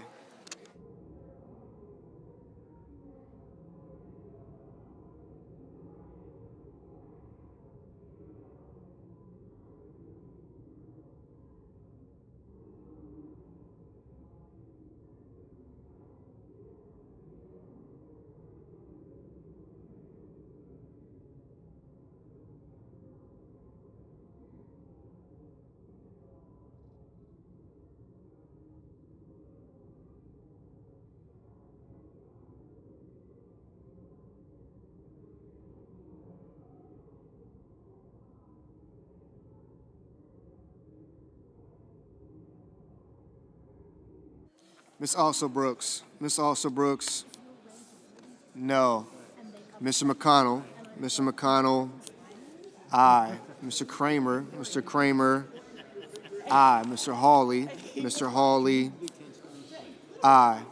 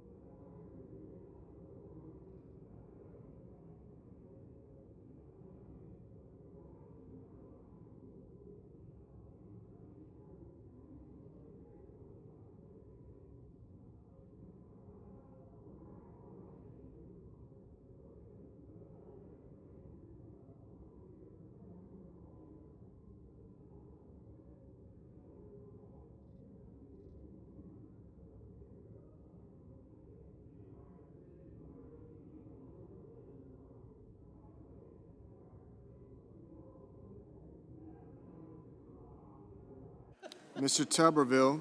Mr. Tuberville, aye. Ms. Slotkin. Ms. Slotkin, no. Mr. Risch.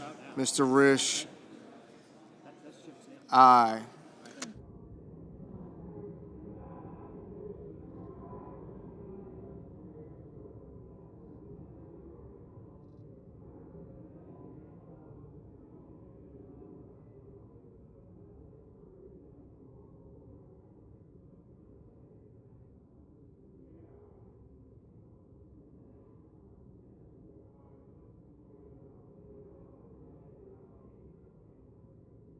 Mr. Schiff. Mr. Schiff, no.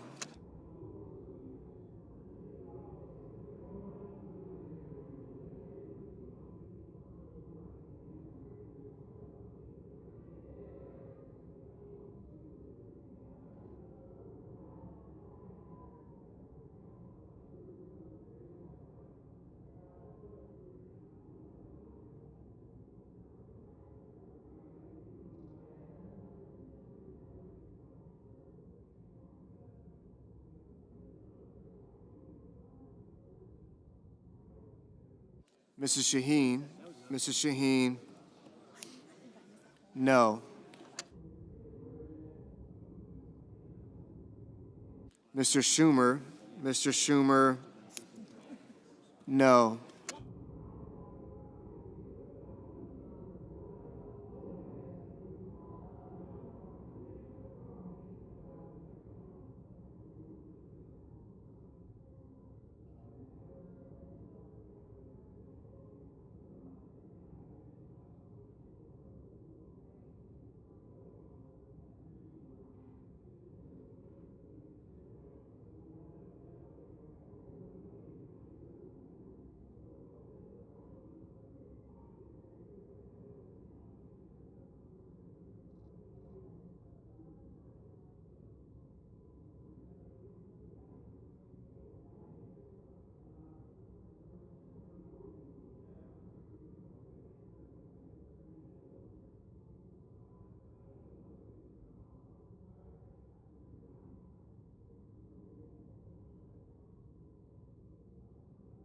Mr. Sheehy.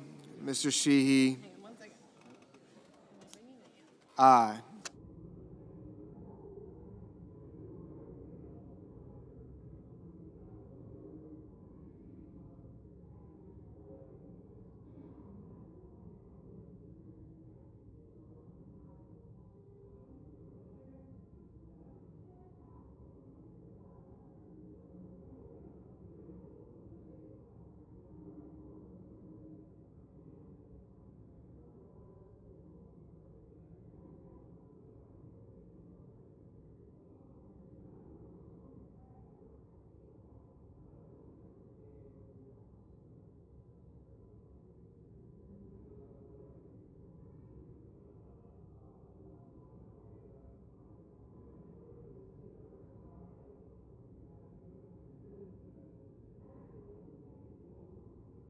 Mr. Blumenthal.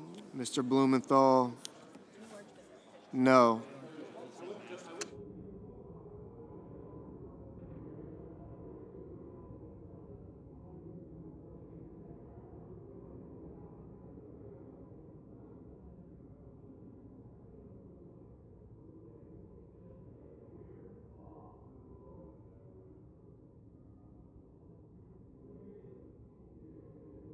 Mr. Gallego. Mr. Gallego, no.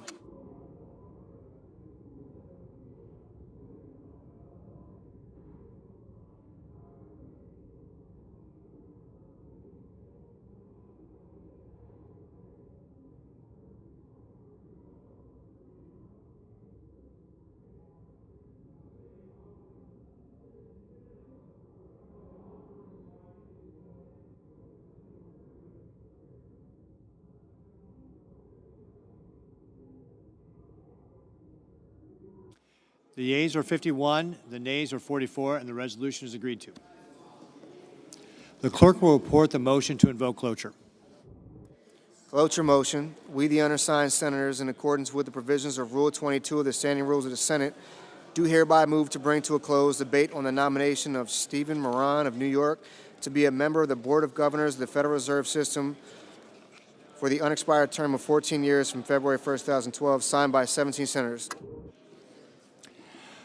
Under the previous order, the mandatory quorum call under Rule 22 has been waived. The question is it the sense of the Senate that the debate on the nomination of Stephen Miron of New York to be member of the Board of Governors of the Federal Reserve System for the unexpired term of 14 years from February 1st, 2012 shall be brought to a close? The yeas and nays are mandatory under the rule. The clerk will call the roll. Ms. Alsobrooks. Ms. Baldwin.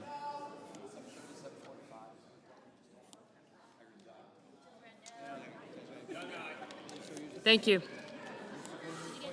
I did. Mr. Banks. Mr. Paul.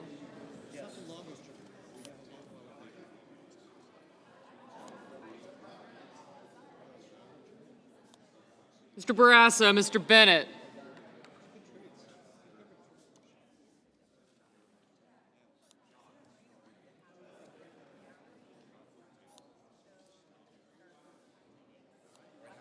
Thank you.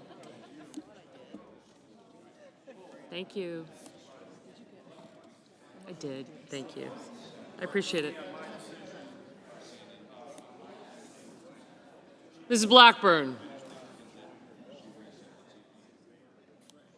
Thank you. Thank you. Ms. Blunt Rochester. Mr. Blumenthal, Ms. Blunt Rochester, Mr. Booker. Mr. Boozman. Mrs. Britt. Mr. Budd. Ms. Cantwell.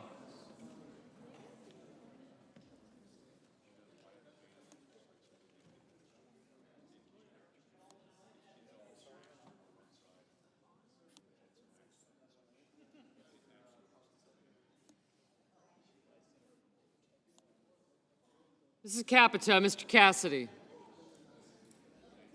Ms. Collins.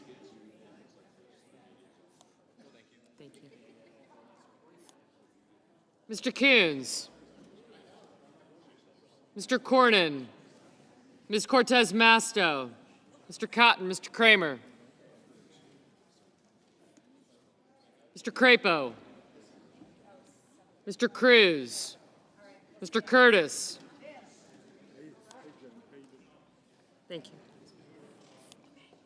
Thank you. Thank you.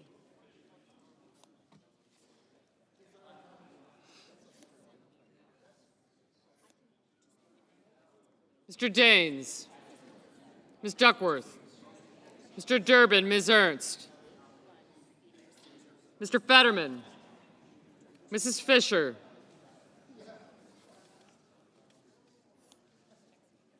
Mr. Gallego, Mrs. Gillibrand, Mr. Graham, Mr. Grassley, Mr. Haggerty, Ms. Hassan, Mr. Hawley, Mr. Heinrich, I got you, Mr. Hickenlooper, Ms. Hirono, Mr. Hoven, Mr. Husted, Mrs. Hyde-Smith, Mr. Johnson, Mr. Justice, Mr. Kane,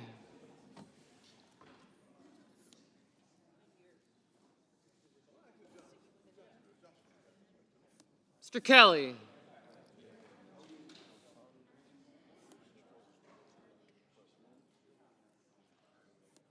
Mr. Kennedy, Mr. Kim,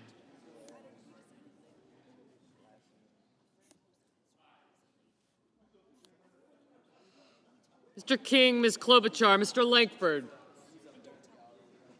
Mr. Lee, Mr. Lujan, Ms. Lummis, Mr. Markey, Mr. Marshall, Mr. McConnell, Mr. McCormick, Mr. Merkley, Mrs. Moody, Mr. Moran, Mr. Marino, Mr. Mullen, Ms. Murkowski, Mr. Murphy, Mrs. Murray, Mr. Ossoff, Mr. Padilla, Mr. Paul, Mr. Peters, Mr. Reed, Mr. Ricketts, Mr. Risch, Ms. Rosen,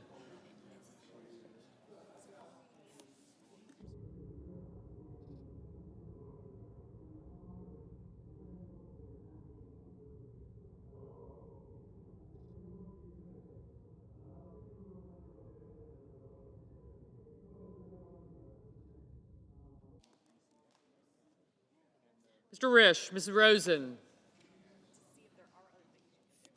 Mr. Rounds, Mr. Sanders, Mr. Schatz, Mr. Schiff, Mr. Schumer, Mr. Scott of Florida, Mr. Scott of South Carolina, Mrs. Shaheen, Mr. Sheehy, Ms. Slotkin, Ms. Smith, Mr. Sullivan, Mr. Thune, Mr. Tillis,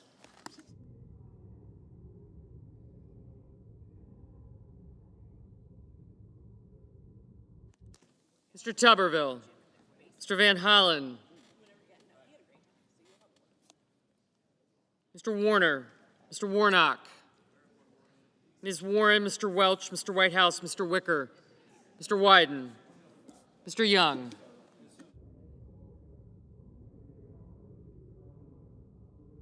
Senators voting in the affirmative: Barrasso, Capito, Cassidy, Cornyn, Cotton, Kramer, Crapo, Curtis, Ernst, Grassley, Haggerty, Hawley, Husted, Hyde-Smith, Justice, Lankford, McConnell, Moody, Moran, Paul, Ricketts, Risch, Scott of South Carolina, Sullivan, Thune, Tuberville, Wicker, and Young.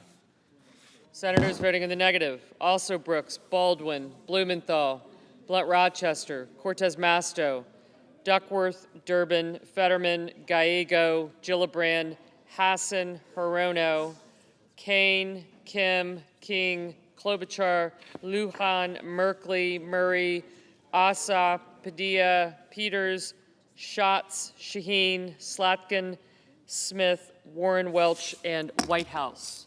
Thank you. Mr. Sheehy, aye. Mrs. Fisher, aye.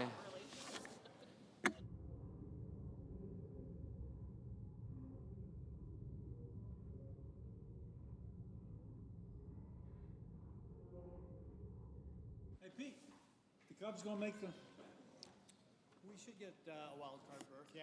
Mr. Schatz, no. Mr. Schiff, no.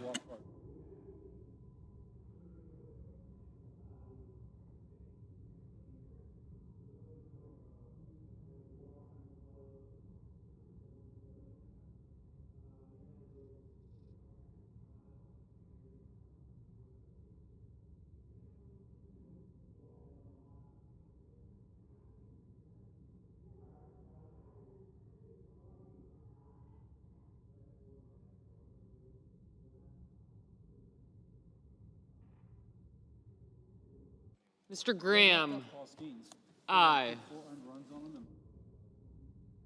Mr. Rounds, aye.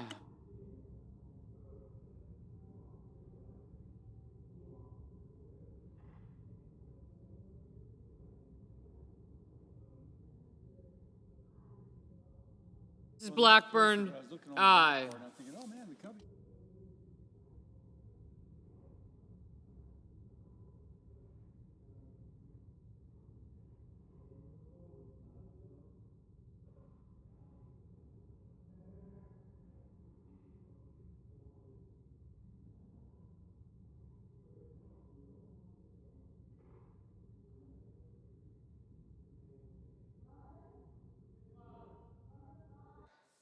Ms. Lummis, aye.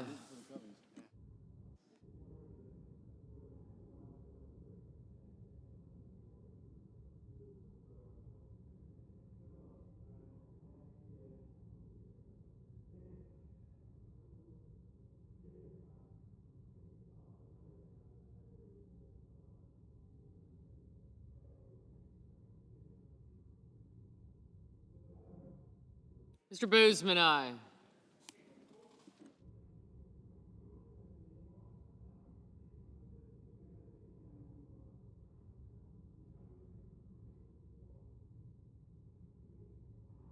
Mr. Hoven, aye. Mr. Kelly, no.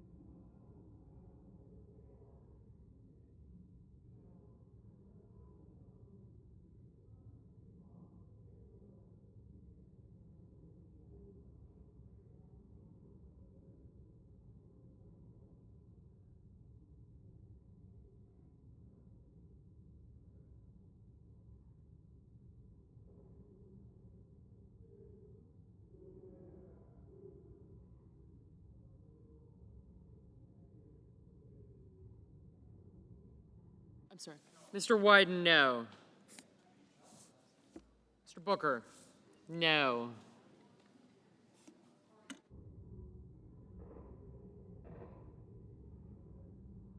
Mr. Tillis, aye.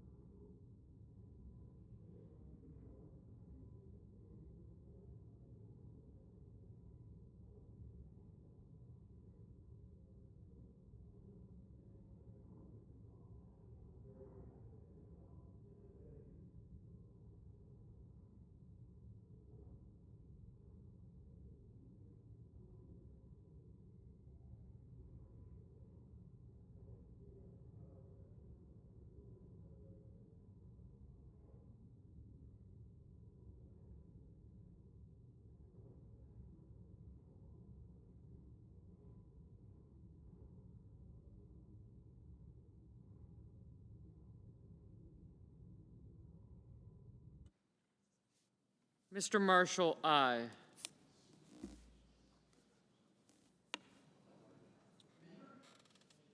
Mr. Markey, no.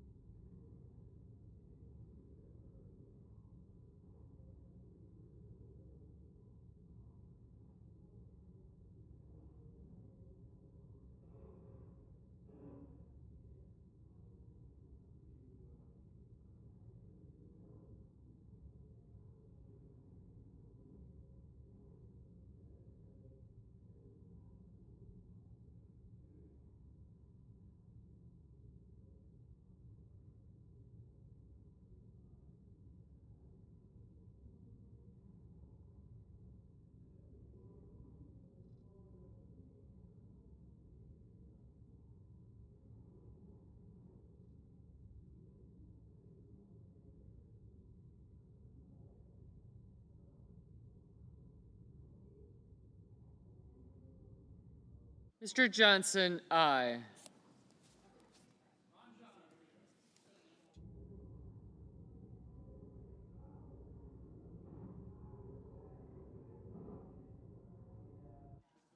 Mr. Kennedy, aye.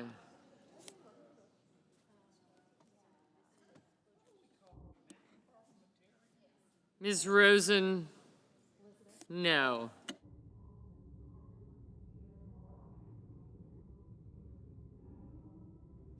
Mr. Van Hollen, no.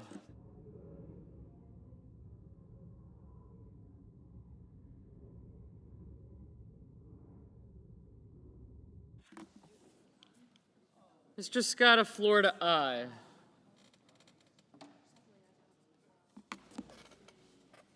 Mr. Reed, no. Mr. Murphy, no.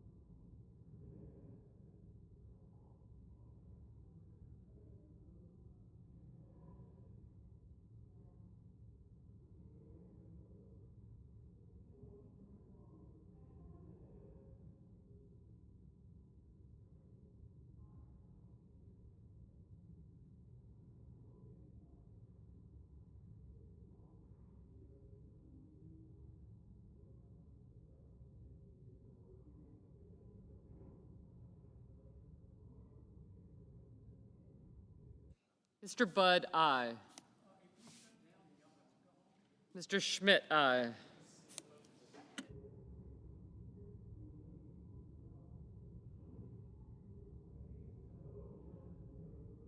Mr. Banks, aye. Mr. Mullen, aye.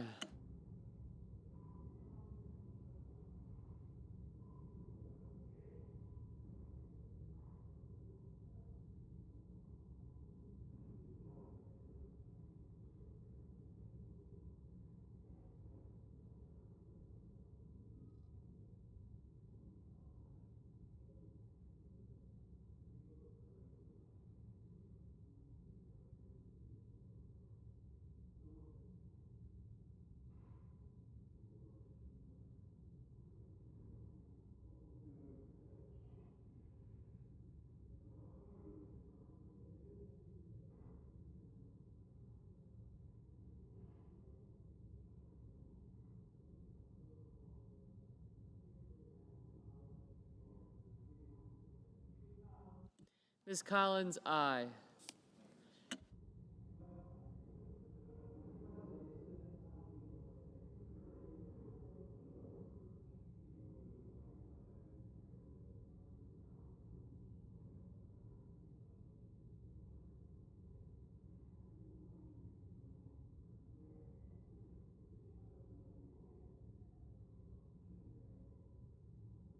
Mr. Warnock, no.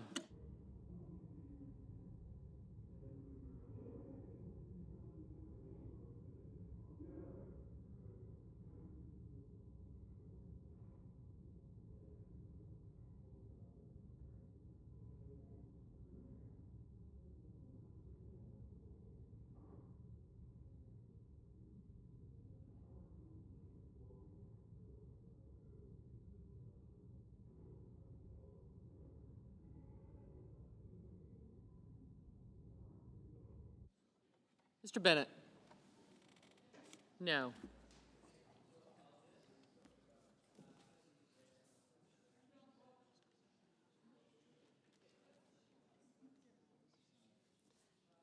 Mrs. Britt, aye.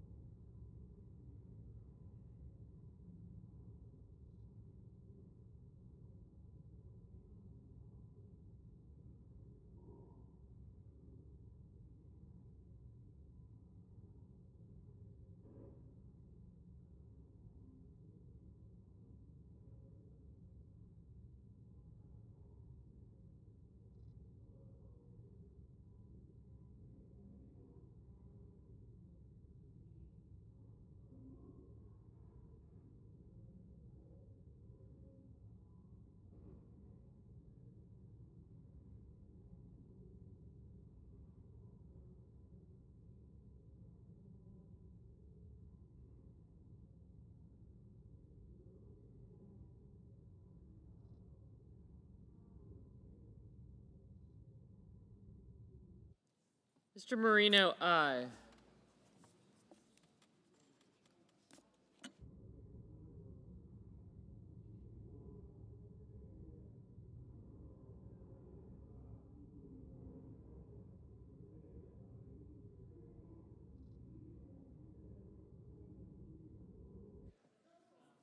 Mr. Cruz, aye. Mr. Coons, no.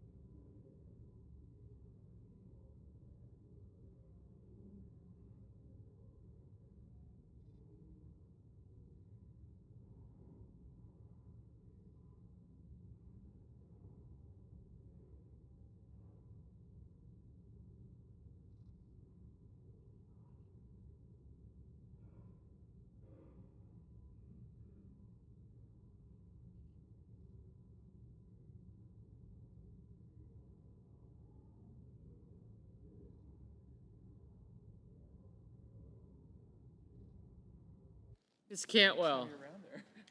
No. That's right. That'd be handy.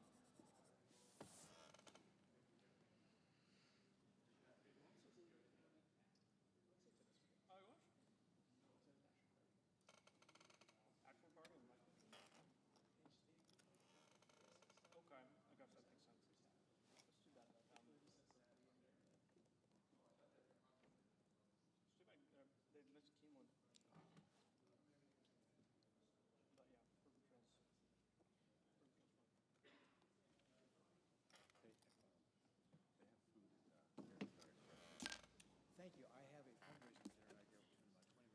I'm missing Schumer, Murkowski.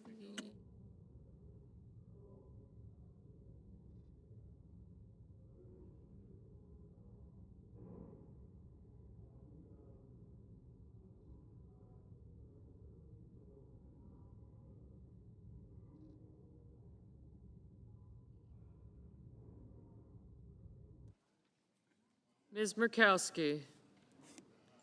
No.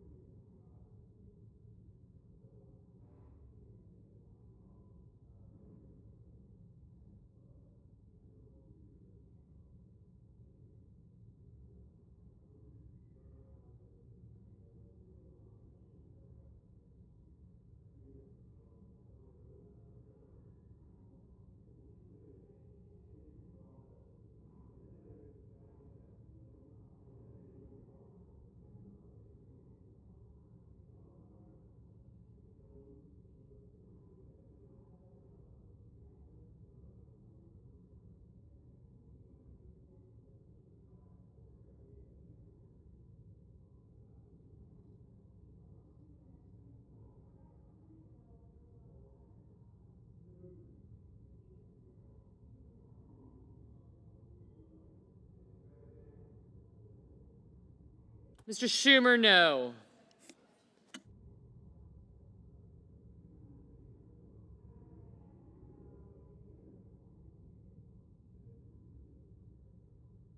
Mr. McCormick, aye. Thank you.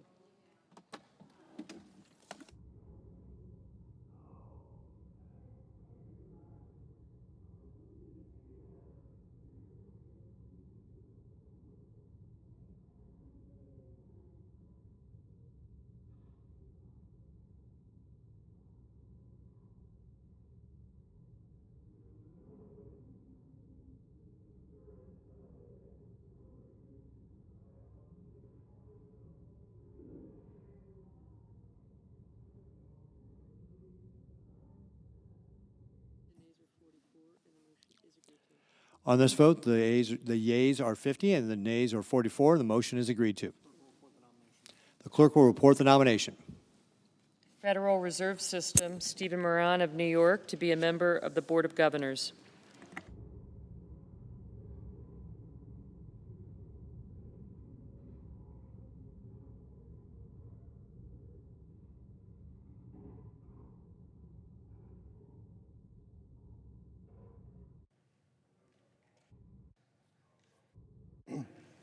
Can we go?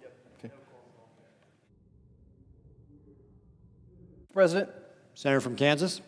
Mr. President, typically when we come to this hallowed floor, we're speaking on behalf of ourselves as senators, but tonight I want to speak on behalf of also my good staff. And to start, I'd like to start with the scripture from the psalmist. The Lord is close to the brokenhearted and saves those who are crushed in spirit. The Lord is close to the brokenhearted and saves those crushed in spirit. And tonight, many of us indeed are brokenhearted and crushed in spirit. It's tonight that we gather with heavy hearts to honor the extraordinary life of Charlie Kirk, a visionary conservative leader whose unyielding passion for freedom and faith ignited millions. Taken from us far too soon by a tragic political assassination on September 10th, 2025, Charlie's light continues to shine as a beacon for all of us who cherish liberty. Charlie was born in 1993 in a Chicago suburb, and he revealed his political fire early on. As a high schooler, he volunteered tirelessly for campaigns, and he penned sharp insights for Breitbart, already challenging the status quo with the clarity of a born leader. At just 18, in 2012, he founded Turning Point USA, a movement that would transform the landscape for young conservatives, millennials, and Gen Zers alike. Through electrifying campus activism, his influential podcasts and nationwide tours, Charlie mobilized a generation to stand firm against the shadows of big government and socialism. Today, many of those inspired young adults serve in our congressional offices, carrying forward the fight to safeguard our traditional values and constitutional rights from an ever-encroaching state. Many of these people will someday be speaking from this same floor. Now, Charlie wasn't just a preacher. He was a soul shaped by faith. He was unafraid to declare himself a child of God. He opened his heart and mind to every voice, fostering genuine dialogue amid division. As a champion of free speech and individual liberty, he urged the next generation to reclaim traditional family values, the bedrock of a thriving America. Through Turning Point USA and his commanding media presence, he didn't merely shape conservative thought. He empowered a movement, defending our ideas against progressive overreach with grace, grit, and unwavering optimism. Though an evil act sought to silence him, it only amplified his voice, transforming Charlie into a hero, a martyr whose sacrifices kindled a fire in us all. His spirit endures in the hearts of those he empowered to fight for liberty, reminding us that true leaders don't fade, they inspire. So I ask you, everyone listening today, including those of us who are brokenhearted and crushed in spirit, let us honor Charlie by living lives worthy of his legacy. Let not your anger turn into hate. Let me say that again. Let not your anger turn into hate. Please don't let Charlie's distractors win.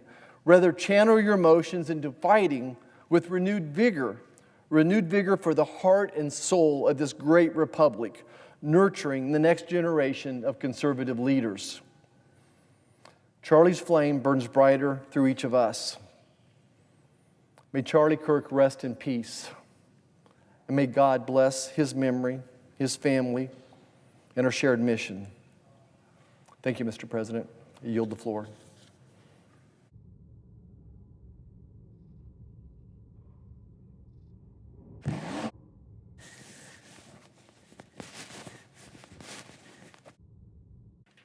Mr. President? Senator from New Jersey? Yes.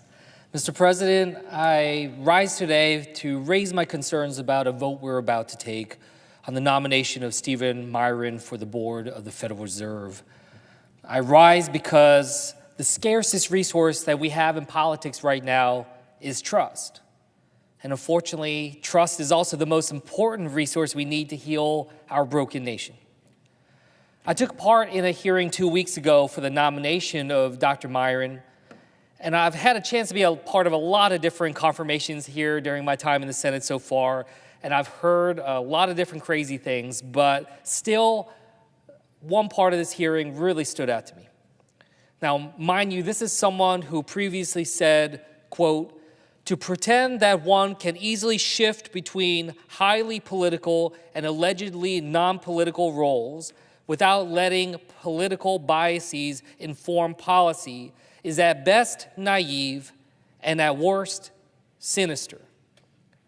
Those are the words of Dr. Miron himself, talking about the concerns of politicization of the Federal Reserve, about the inability to be able to separate some of our political biases from the work that needs to happen at the Fed if we have people who are too close to the White House, too close to the president. He is someone who criticized previous Democratic nominees to the Fed positions for their closeness to Democratic presidents and for serving in their administrations. He even called for a cooling off period that would ban service in the executive branch following service on the Fed board. But in this hearing, we heard something altogether different. And it's something that caught my attention, which is that Dr. Myron, who currently serves as the White House at the top as economic advisor to President Trump, serving as the head of the Council of Economic Advisors, has no problem with himself being nominated for this role on the Fed board. In fact, because this role is to serve the remainder of a term on the Fed board, which is a few months, Dr. Myron has stated and confirmed to us in the hearing that he will not resign his position at the White House, even if he takes upon this role of serving on the Federal Reserve Board. He will instead take a leave of absence from the White House, which means that he will technically still be attached to the White House despite also serving on the Federal Reserve Board. This has never been done before. And I see this as a deep breach of trust. And I urge my colleagues, especially my Senate Republican colleagues, to demand that Dr. Myron resign from the White House if he is confirmed. This should be a requirement. Now, I asked Dr. Myron how he can square his past statements about concerns about the revolving door between politics, and in particular the White House, and nominees to Fed positions. And he said, he downplayed and said, oh, he was just talking about a package of reforms that haven't passed yet, and that he shouldn't be held to the standard that he himself put forward. I'll be honest with you, it was straight up painful to watch. He tried to excuse his behavior, saying that his attorneys had advised him to take this leave of absence. He was saying he was just doing what his attorneys told him to do. That is misleading. What he didn't say is that these attorneys are telling him what is best for his career, not what is best for the American people. I wanted to share this story because it's one of the most blatant examples that I've seen in my time in the Senate so far of a lack of integrity, to twist yourself in knots because you want a job, to betray beliefs that you previously stated that you hold central to your beliefs of the work that we're doing, just because you want a job. I'll be honest with you, I don't understand that, and I think that that is a dangerous behavior. Now, what bothers me is that it really shows who a person is. Someone is willing to quickly and easily betray their previously held strong beliefs. What does it say about other things that they believe in? Why should I believe what Dr. Myron says about his positions on our economy, on interest rates, about Fed independence, when I see how quickly he is willing to change his mind when it suits him? He believes something until it is inconvenient for his career. But this raises a question for all of us to consider, which is, why does it matter to the rest of us? Why should we care? D.C. is filled with ambitious people. What does it matter at the Federal Reserve? For those of you watching, maybe you've never heard of Dr. Myron. Maybe many of us in this country can't name other members of the Federal Reserve Board. So why should we care about this nomination and what he has said? Well, what I hope we understand is the importance of this choice. We need to understand the role that the Federal Reserve plays in this moment and how Dr. Myron can almost single-handedly reshape it. The Federal Reserve, in short, sets a monetary policy, the conditions that banks use to decide interest rates for your mortgage or auto loans. It sets them. Your banks, it regulates them to make sure that they're being responsible. The prices of your everyday goods, it determines the amount of money in circulation to keep those at a stable and reasonable costs. All of those things are important. They are part of our day-to-day lives, and the impact that the Federal Reserve has significant impact on our ability to save and to build wealth that we can pass on to our kids and our grandkids. Because these things are important, it's critical that the Federal Reserve be allowed to act independently. Independent of political whims, independent of political pressures, independent of political motives. The Fed's job is to execute all of those important tasks with your priorities in mind.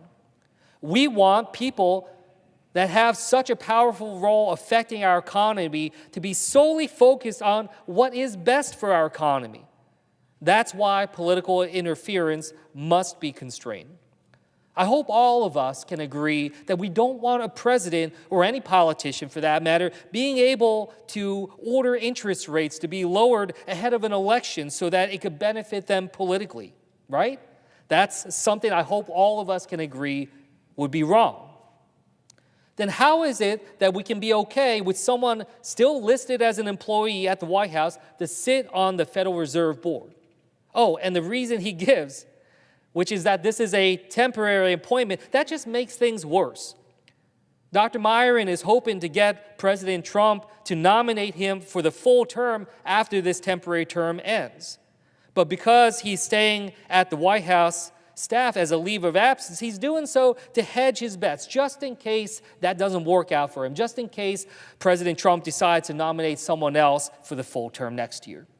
So this exposes the heart of the problem, which is that this vote that we're about to take here in the Senate, that Dr. Myron thinks of this as just a tryout, as just an audition, as just an opportunity for him to be able to do this and try to stay on President Trump's good side, keeping his fingers crossed for Trump to approve of his work so that he gets the full nomination next year. Of course he will feel pressure to do as Trump wants him to do in the interim about interest rates and feel beholden to him. So either Dr. Myron can decide that he wants to remove himself from consideration of the full term next year, or he should do what he himself has said that we should have, which is a ban on people being able to do this revolving door. He should at least step up and say that he will resign his position at the White House if this vote confirms him for this position. Because these challenges and these conflicts of interest are exactly why Dr. Myron previously called for a ban on this revolving door between the Fed and the White House and the executive branch. There are many other reasons for senators to oppose this nomination. But I wanted to focus on this one because I believe a majority of senators agree with this lack of independence by this decision by Dr. Myron to be able to continue to stay at the White House. Stephen Myron has every opportunity to do the right thing and ensure no conflicts of interest occur, but he refused. He had the chance to earn the trust of the United States Senate and the American people, but he refused. But we here in this chamber can do the right thing. If Dr. Myron wants his nomination to go forward, he should commit to resigning from the White House. Otherwise, this chamber should not move and vote his nomination through. And with that, I'll yield back.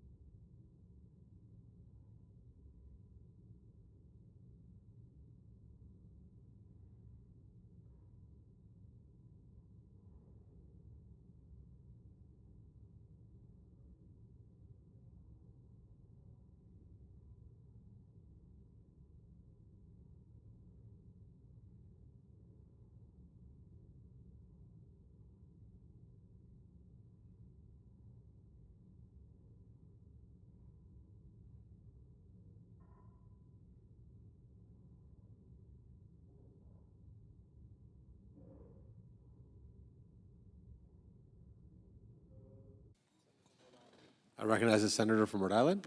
Thank you very much, Mr. President. Mr. President, I rise in opposition to President Trump's nomination of Stephen Myron to be a governor of the Federal Reserve Board. The Federal Reserve is among the most important economic institutions in the world, let alone the United States. Simply put, it is authorized to create money and determine the cost of that money by setting interest rates, all with the goal of achieving maximum employment and stable prices.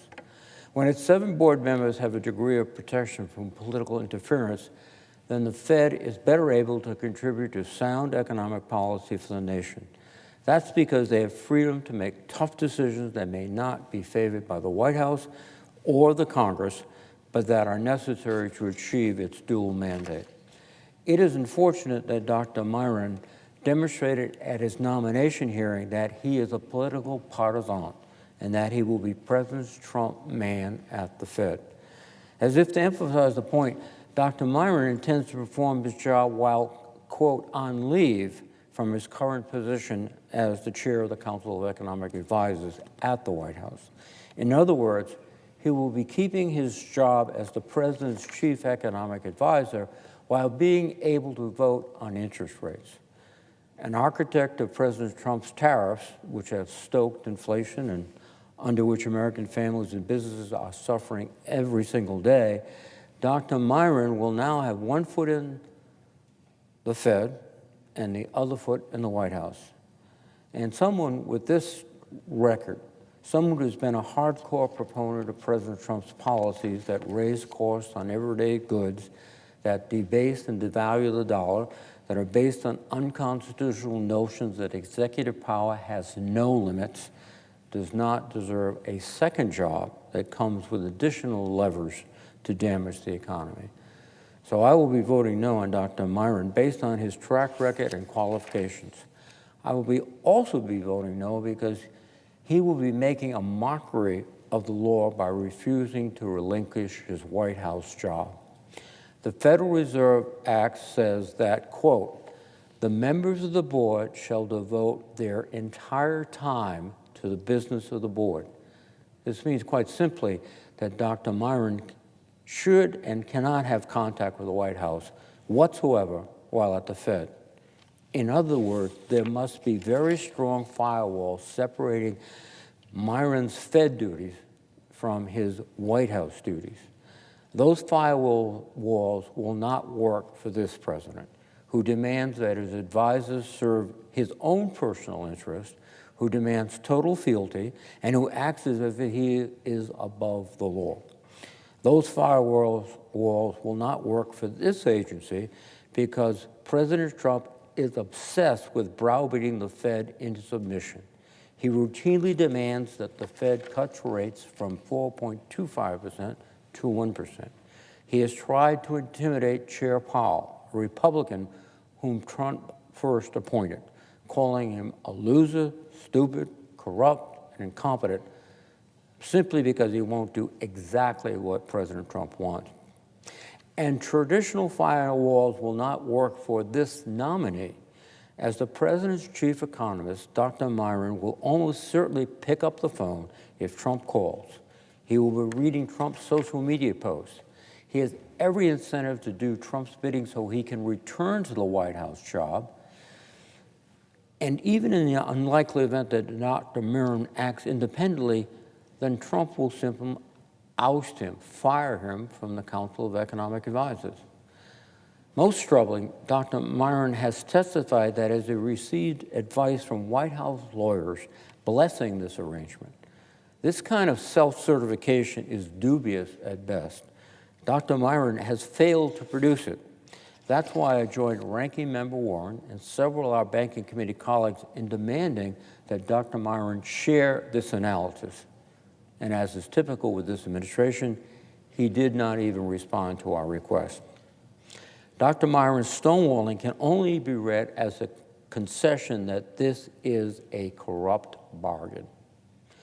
Critical questions remain unanswered because of Dr. Myron's contempt of the Banking Committee, his evasion of our questions, and his refusal to provide details about this fraught proposal to retain his White House job while at the Fed. He must be straightforward and honest about how he intends to do the job. And he must acknowledge the reality that the president will have enormous influence and leverage over him. We must have answers before the Senate votes on this nomination, which is minutes away, and we will not get those answers. I will also be voting no because Dr. Myron has shown exceptionally poor integrity in this confirmation process. He tweeted in 2023 that no person, quote, on the planet can go from highly political operative to political neutral just because he or she gets a promotion. That's just not how human beings work, close quote. He said this during the Biden administration when a Fed governor resigned to become an economic advisor to the president in the White House. Dr. Myron himself now wants to move between the Fed and the White House. Under Dr. Myron's own standard, he would need to violate the law of physics to be capable of acting independently. Just last year, Dr. Myron wrote a 25-page paper proposing an overhaul of the structure and governance of the Fed. In that paper, he wrote that, quote, short-circuiting the revolving door between the Fed and the executive branch is critical to reducing the incentives for officials to act in the short-term political interests of the president, close quote. Yet he is now racing through this revolving door.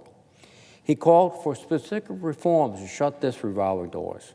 Those reforms include prohibiting any governor from returning to the executive branch for 4 years, removing the 4 corps removal for protection for governors, and the current president voluntarily refraining from removing any incumbent board members or Reserve Bank leaders during his term. At his confirmation hearing, Dr. Myron didn't even try to stand by these proposals. He testified that this proposal was a package deal. It was a suite of checks and balances, and it's highly inappropriate to take one check or balance outside the context of the overall package. However, Dr. Myron badly mischaracterized his own work. In his paper, Dr. Myron never said that these programs were a package deal or that they must be implemented in an all-or-nothing manner.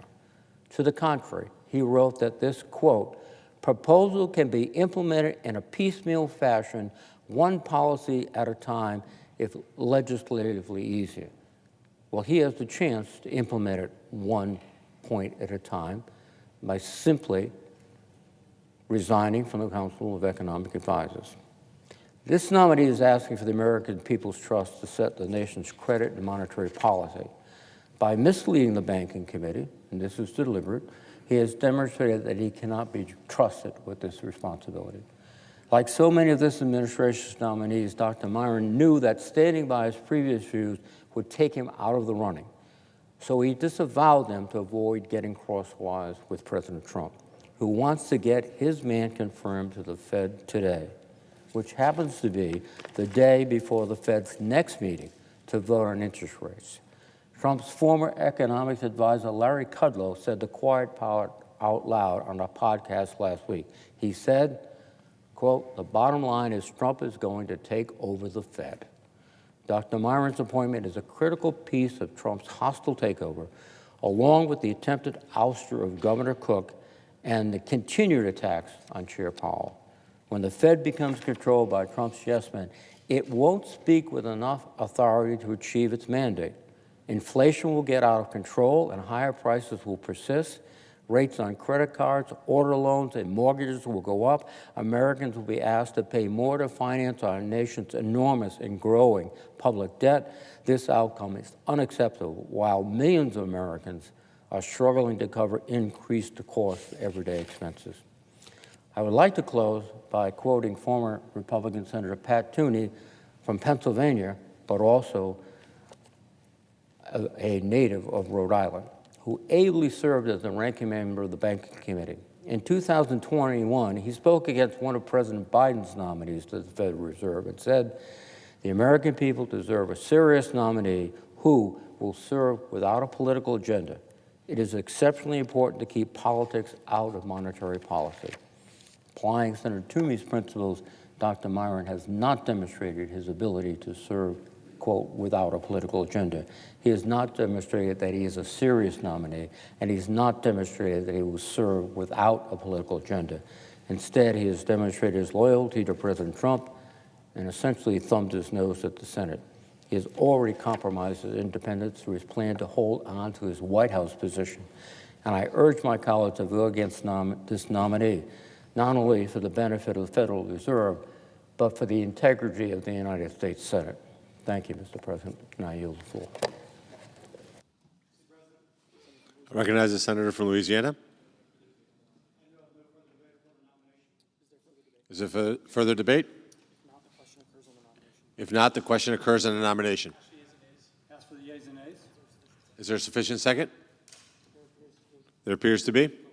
The clerk will call the roll. Ms. Also Brooks, Ms. Baldwin, Mr. Banks, Mr. Barrasso, Mr. Bennett, Mrs. Blackburn, Mr. Blumenthal, Ms. Blunt Rochester, Mr. Booker, Mr. Bozeman, Mrs. Britt, Mr. Budd, Ms. Cantwell, Mrs. Capito, Mr. Cassidy.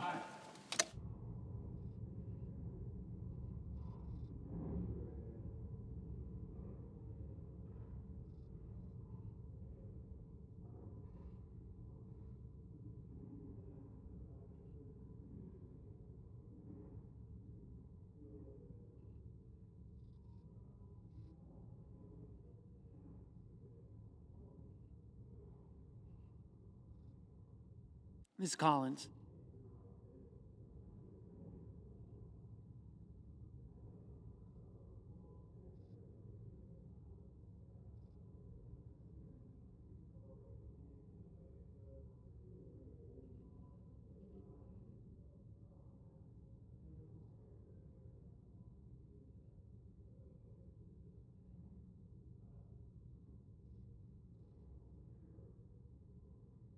Mr. Coons, Mr. Cornyn, Ms. Cortez Masto, Mr. Cotton.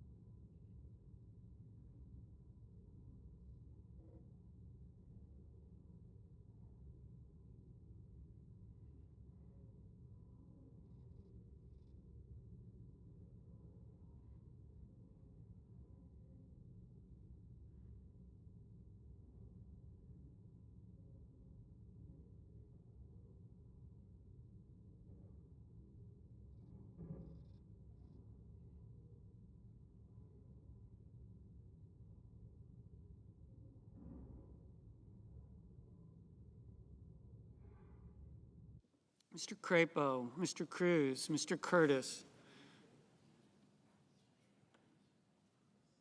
Mr. Daines, Ms. Duckworth, Mr. Durbin, Ms. Ernst, Mr. Fetterman, Mrs. Fisher, Mr. Gallego, Mrs. Gillibrand, Mr. Graham, Mr. Grassley,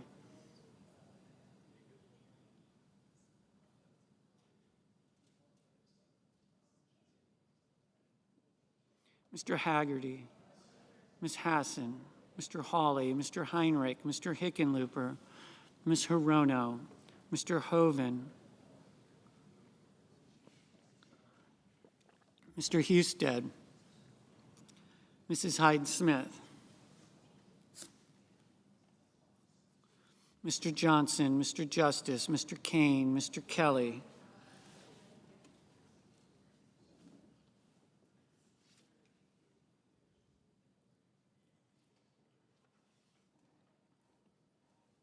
Mr. Kennedy,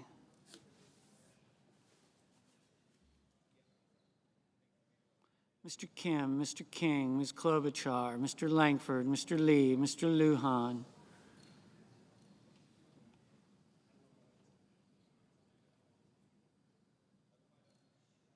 Ms. Lummis, Mr. Markey, Mr. Marshall, Mr. McConnell, Mr. McCormick, Mr. Merkley, Mrs. Moody, Mr. Moran, Mr. Moreno, Mr. Mullen, Ms. Murkowski, Mr. Murphy, Mrs. Murray, Mr. Ossoff, Mr. Padilla, Mr. Paul, Mr. Peters, Mr. Reed, Mr. Ricketts, Mr. Risch,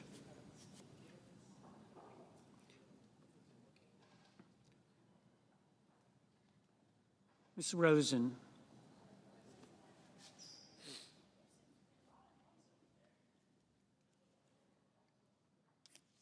Mr. Rounds, Mr. Sanders, Mr. Schatz, Mr. Schiff,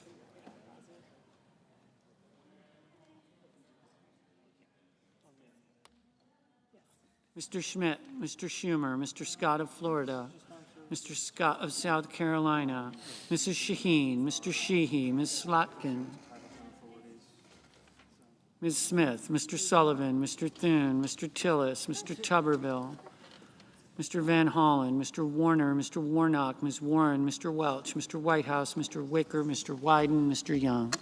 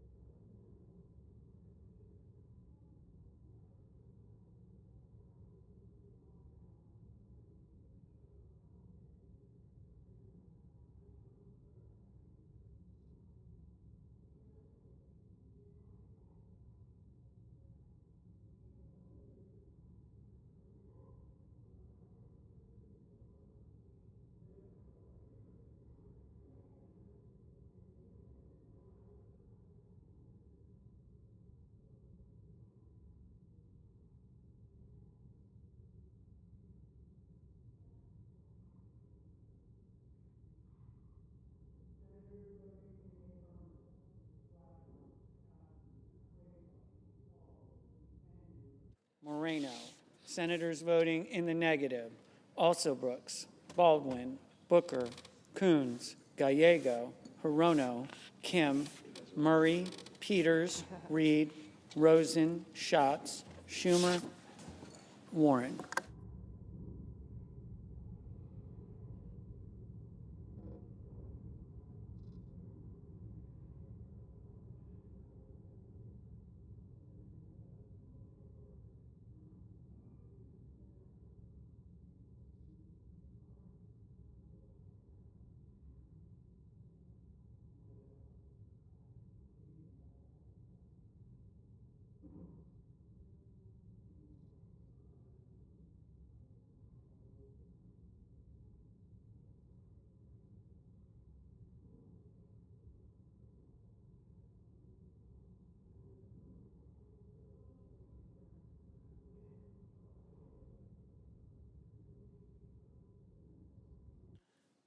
Ms. Blunt Rochester, Ms. Blunt Rochester, no.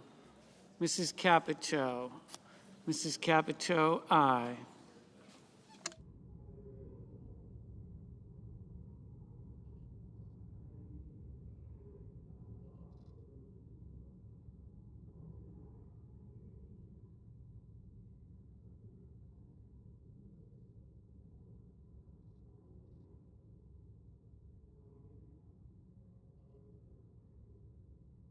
Ms. Cantwell, no.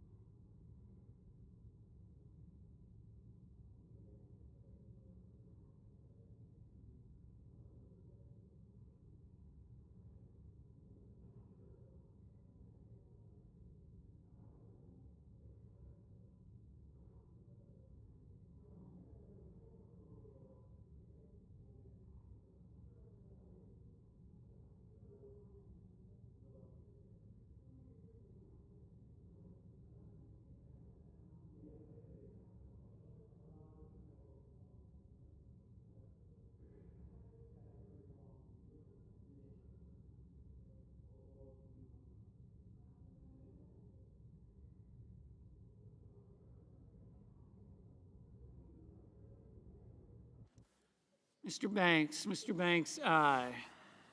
Mr. Marshall, aye.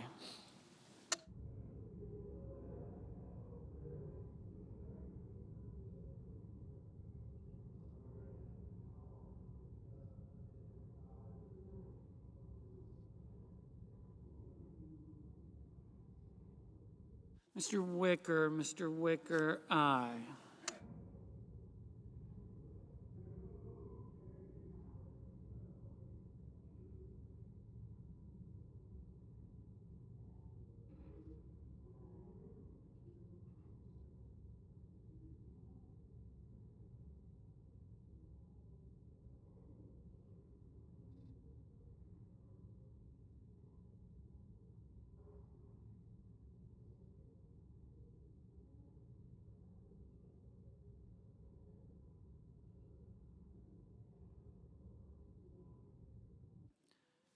Mr.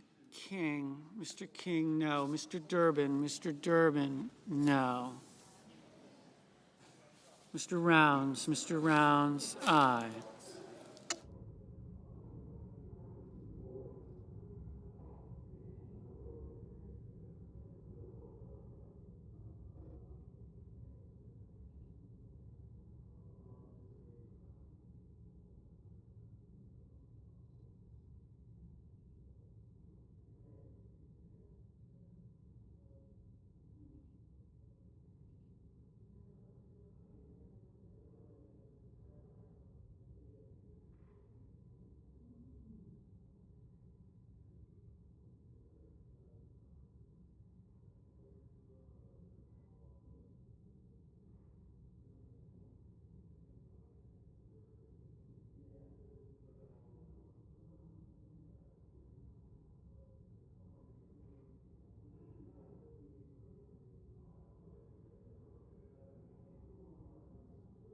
Mr. Sheehy,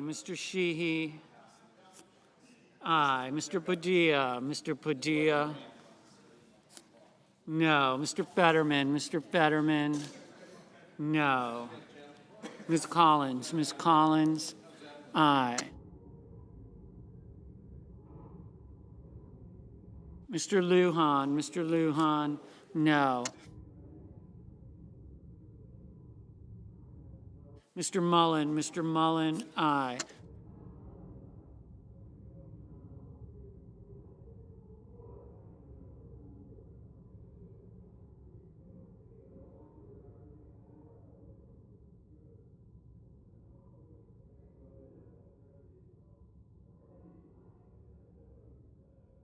Mr. Cornyn,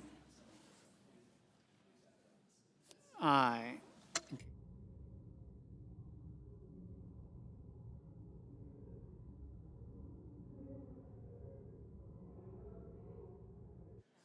Mr. Wyden, no. Ms. Hassan, no.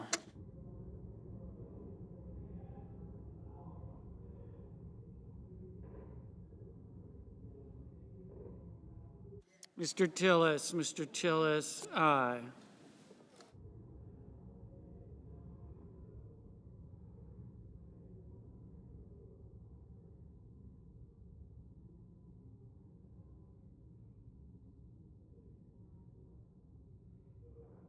Mr. Bennett, no.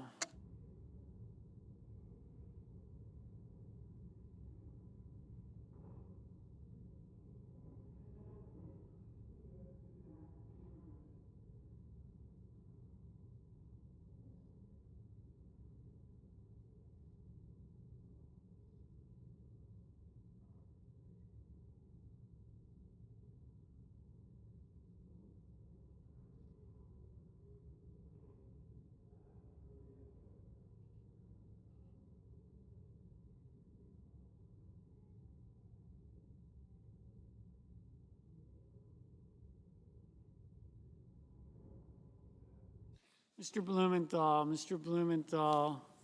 no.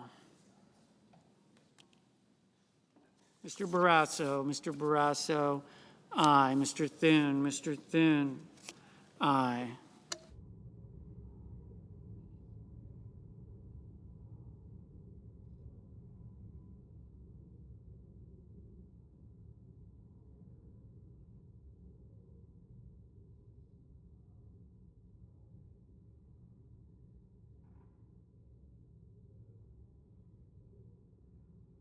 Mrs. Shaheen, no.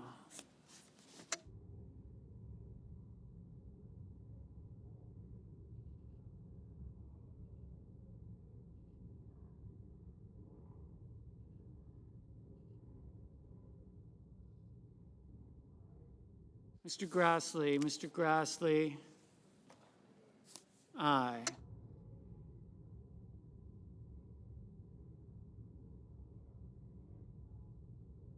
Mr. Ossoff, no. Mr. Hickenlooper, no. Mr. Justice, aye.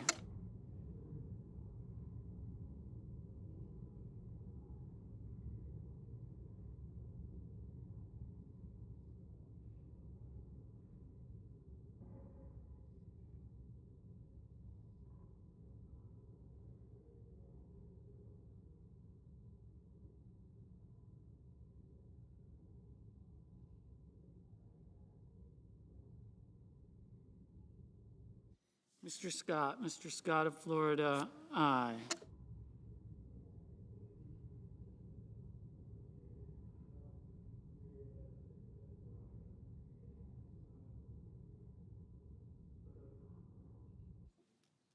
Mr. Murphy, no.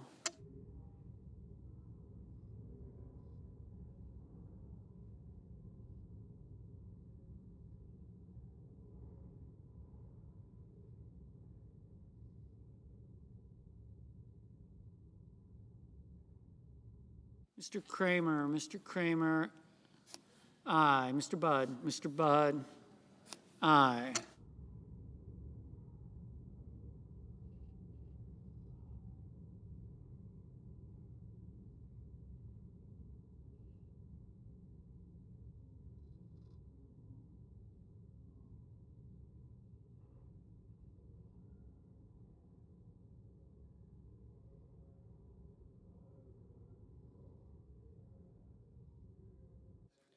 Mr.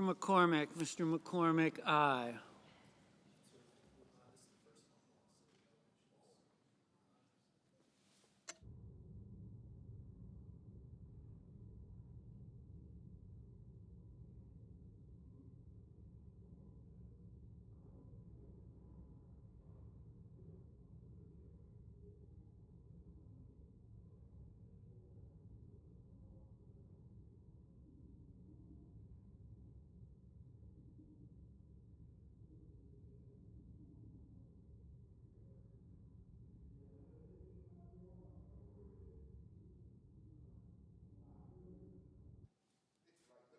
Mr. Schmidt, aye.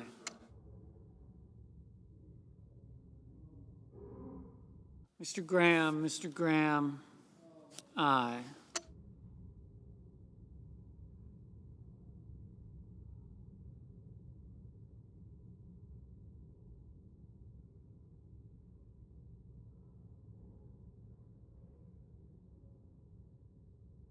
Ms. Smith, no.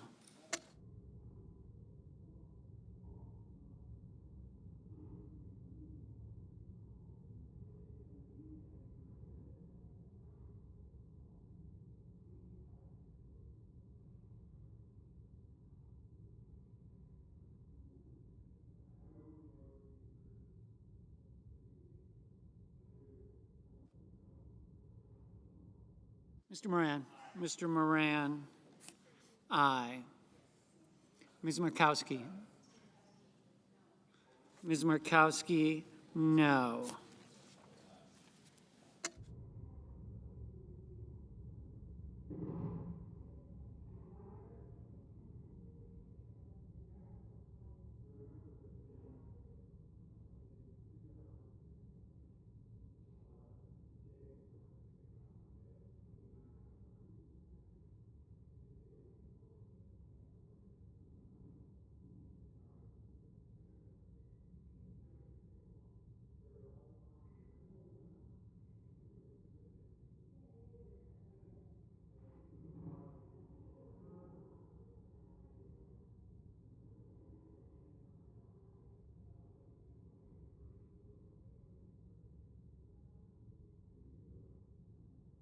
Mrs. Britt, aye. Mrs. Hyde Smith, aye.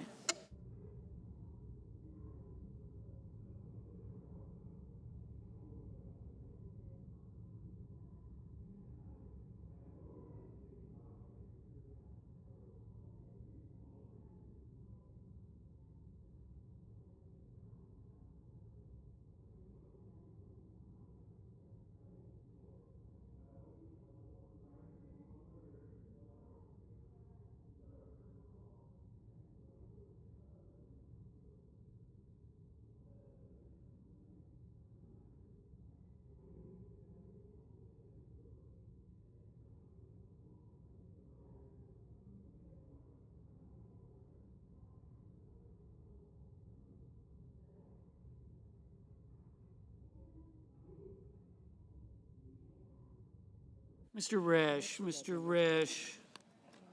aye.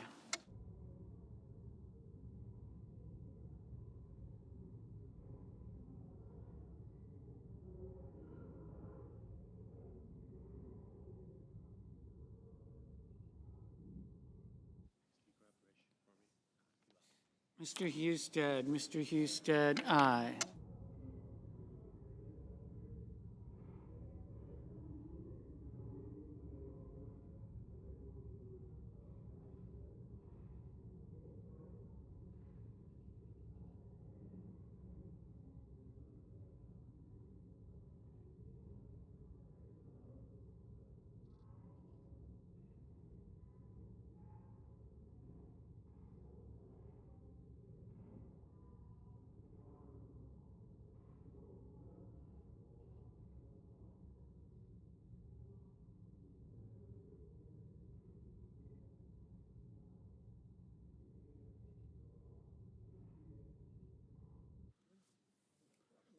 Mr. Bozeman, aye.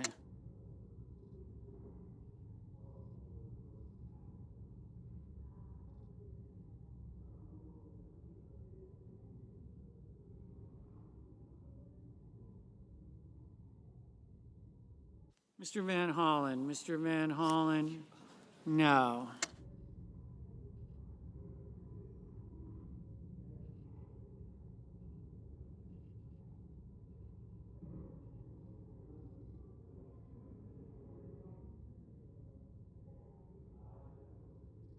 Mr. McConnell. Mr. McConnell, aye.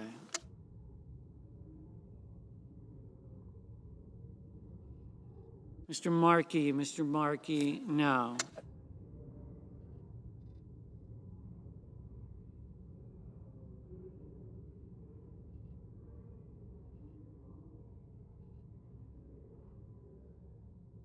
Mr. Warnock. Mr. Warnock, no.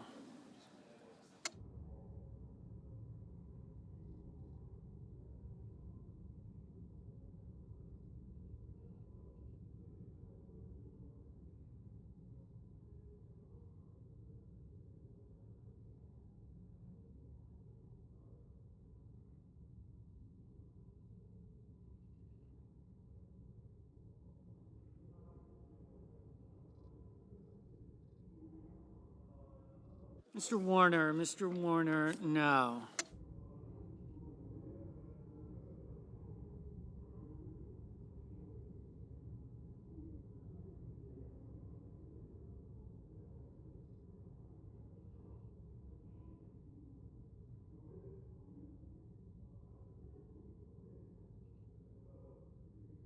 Mr. Shipp. Mr. Shipp, no. Mrs. Moody. Mrs. Moody, aye.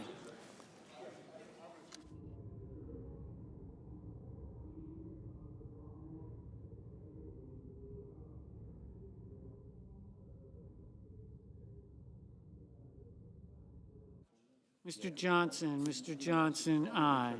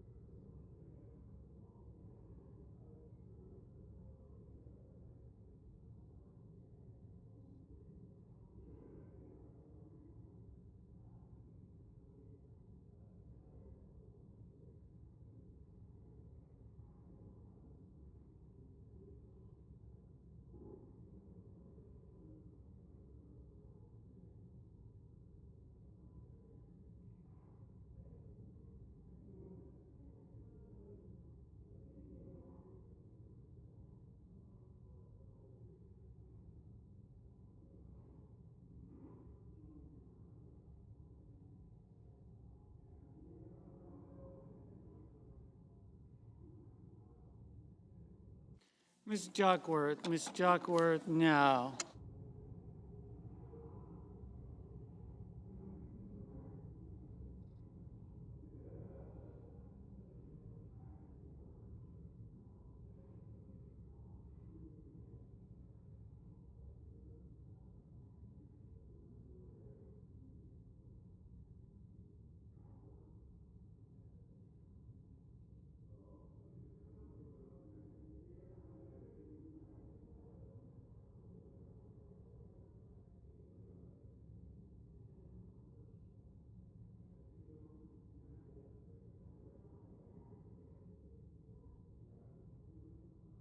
Ms. Cortez Masto. Ms. Cortez Masto, no.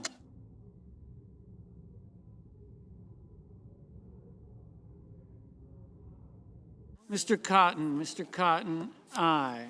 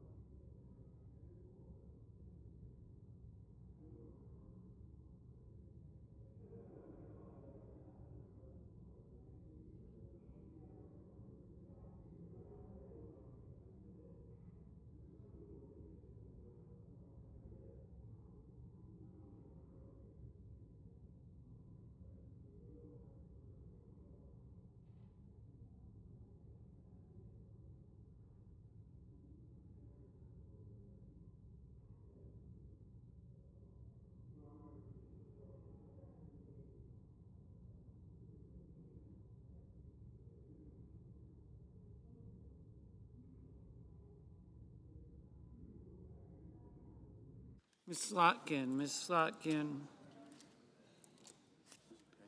no.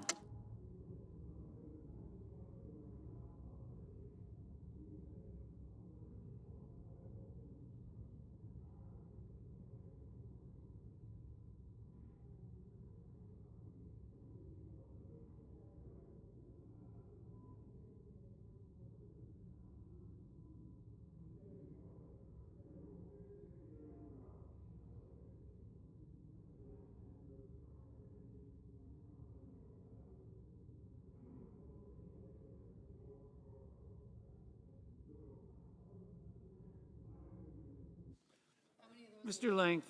Langford, aye. Mr. Curtis, aye.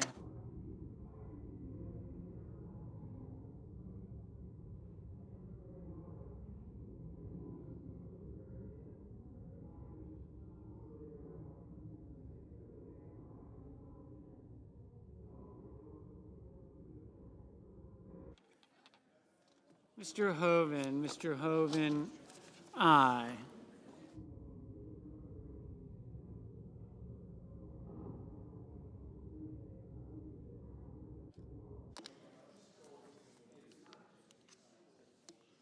Mr. Kelly, no.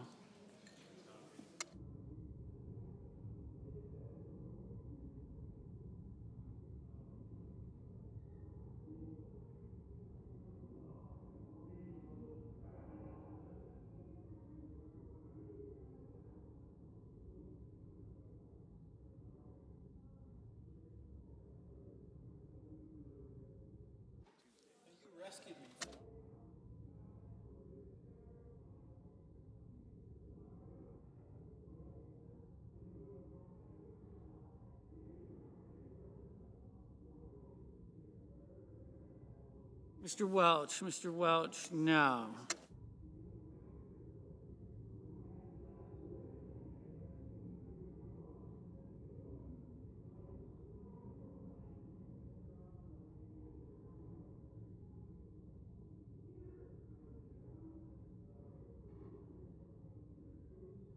Mr. Heinrich, no.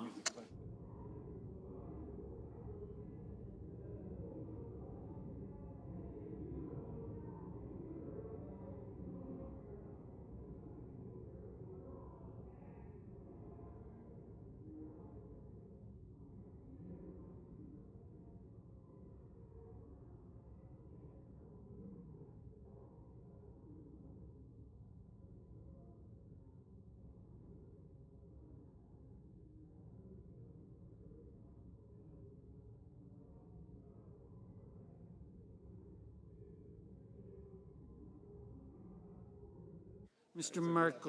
Merkley, no.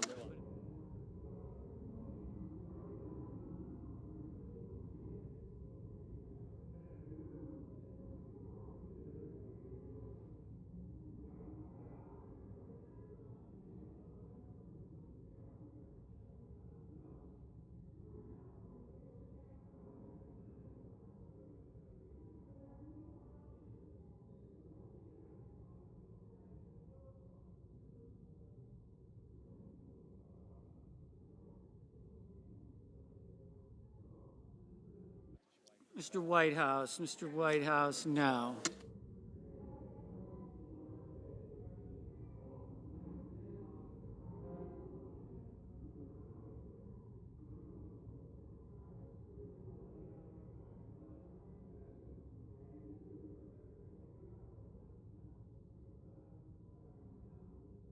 Mr. Young, aye. Because I've seen conflicting reports.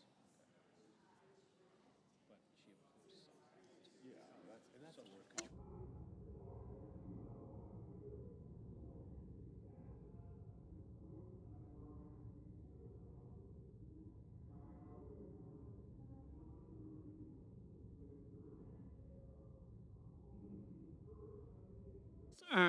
Miss Ernst, aye.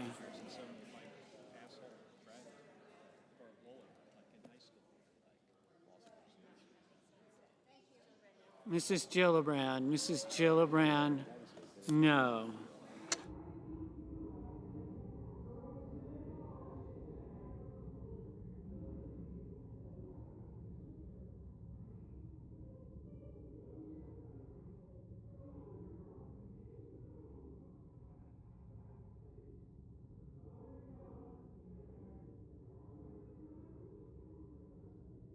Mr. Kane, no.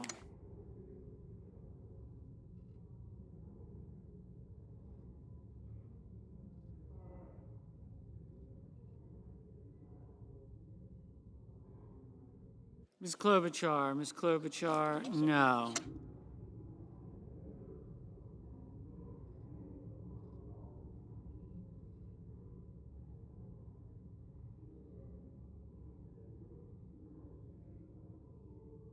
Mr. Tuberville, aye.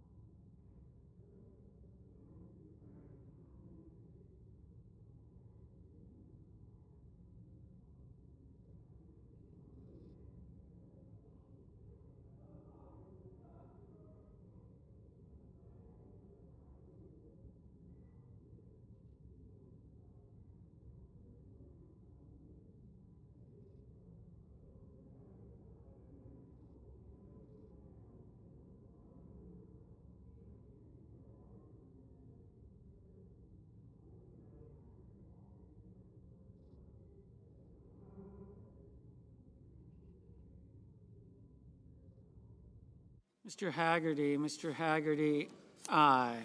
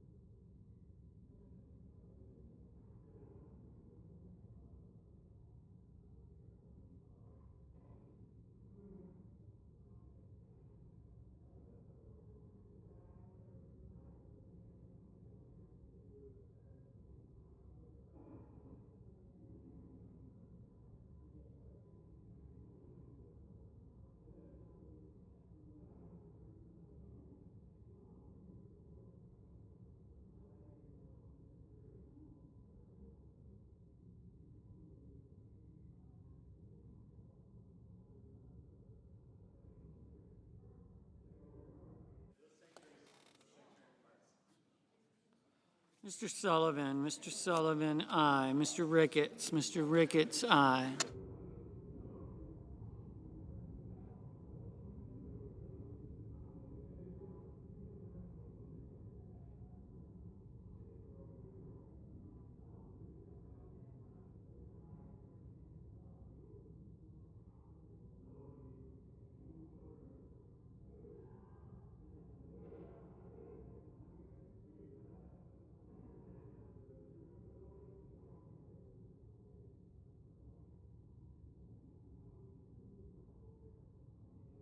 Mr. Cruz, aye.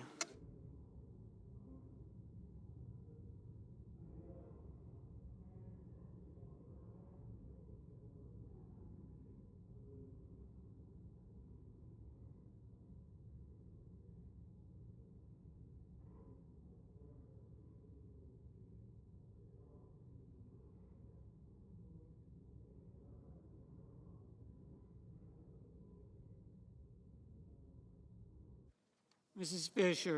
Fisher, aye.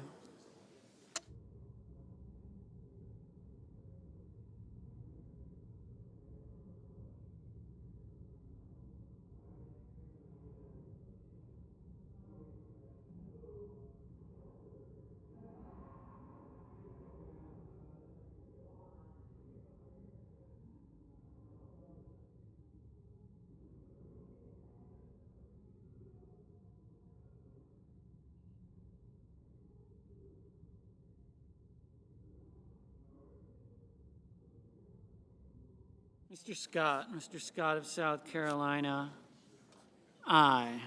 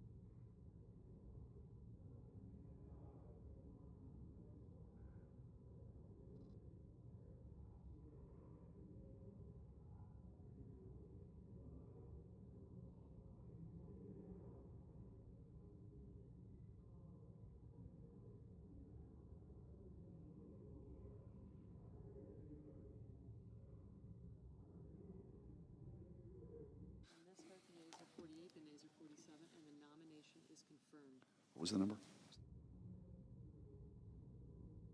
The yeas are 48, the nays are 47, and the nomination is approved. Under the previous order, the motion to reconsider is considered made and laid upon the table, and the President will be immediately notified of this action. The Senate Majority Leader. Mr. President, I move to proceed to legislative session. The question is on the motion. All in favor say aye. Aye. All opposed say no. The ayes appear to have it. The ayes do have it. The motion is approved.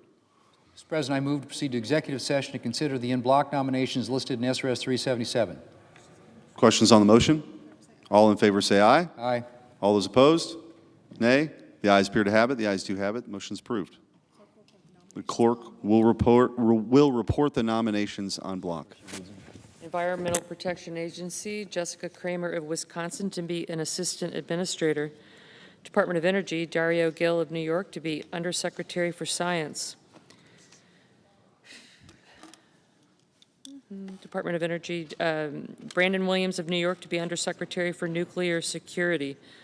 Department of Energy, Tristan Abbey of Florida to be Administrator of the Energy Information Administration. Department of the Interior, Leslie Beyer of Texas to be an Assistant Secretary. Department of Energy, Theodore J. Garish of Maryland to be an Assistant Secretary for Nuclear Energy. Department of the Interior, Andrea Travnicek of North Dakota to be an Assistant Secretary. Department of Defense, Justin Overbaugh of Florida to be a Deputy Undersecretary. Scott Papano of Pennsylvania to be Principal Deputy Administrator, National Nuclear Security Administration. Department of Defense, Michael Cadenazzi of Rhode Island to be an Assistant Secretary. Department of Defense, Sean O'Keefe of Virginia to be a Deputy Undersecretary. Michael Obadal of Virginia to be Undersecretary of the Army. Catherine Sutton of Illinois to be an Assistant Secretary of Defense. William L. Duffermeyer of Texas to be Solicitor of the Department of the Interior. Kyle Hostveit of Oklahoma to be an Assistant Secretary of Energy for Fossil Energy. Matthew Napoli of Virginia to be Deputy Administrator for Defense Nuclear Nonproliferation under the National Nuclear Security Administration. Richard Anderson of Virginia to be an Assistant Secretary of the Air Force. Connor Prochaska of Texas to be Director of the Advanced Research Projects Agency for the Department of Energy. Tina Pierce of Idaho to be Chief Financial Officer for the Department of Energy. Jonathan Brightbill of Virginia to be General Counsel of the Department of Energy. Robert Gleason of Pennsylvania to be Director of the Amtrak Board of Directors for. Sean McMaster of Virginia to be Administrator of the Federal Highway Administration. Donald Bergen III of Virginia to be an Assistant Secretary of Veterans Affairs for Congressional and Legislative Affairs. John Squires of Florida to be Undersecretary of Commerce for Intellectual Property and Director of the United States Patent and Trademark Office. Daniel Aronowitz of Virginia to be an Assistant Secretary of Labor. Michael Dodd of Indiana to be an Assistant Secretary of Defense. William Gillis of Virginia to be an Assistant Secretary of the Army. Jules Hurst III of Virginia to be an Assistant Secretary of the Army. Brent Ingraham of Virginia to be an Assistant Secretary of the Army. George Wesley Street of Virginia to be Director of the National Counterintelligence and Security Center. Peter Thompson of Louisiana to be Inspector General, Central Intelligence Agency. Jeffrey Bartos of Pennsylvania to be Representative of the United States of America to the United Nations for UN Management and Reform with the rank of Ambassador. Jennifer Losqueta of Florida to be an alternate representative of the United States of America for Special Political Affairs in the United Nations with the rank of Ambassador. Dudley Hoskins of the District of Columbia to be Undersecretary of Agriculture for Marketing and Regulatory Programs. Scott Hutchins of Indiana to be Undersecretary of Agriculture for Research, Education, and Economics. Benjamin DiMarzo of Virginia to be an Assistant Secretary of Housing and Urban Development. Jovan Jovanovic of Pennsylvania to be President of the Export-Import Bank of the United States. Richard Fordyce of Missouri to be Undersecretary of Agriculture for Farm Production and Conservation. Paul Roberti of Rhode Island to be Administrator of the Pipeline and Hazardous Materials Safety Administration for the Department of Transportation.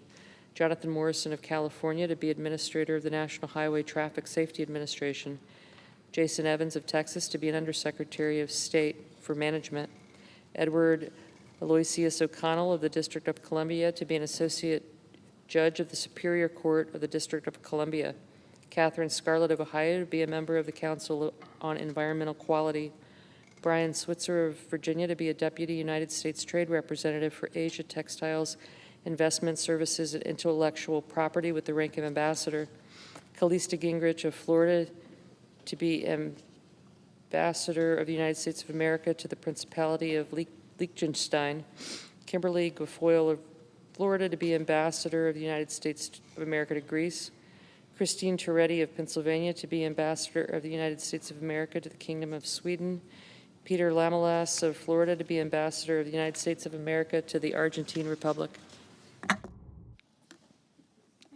Senator. I send motion to the desk.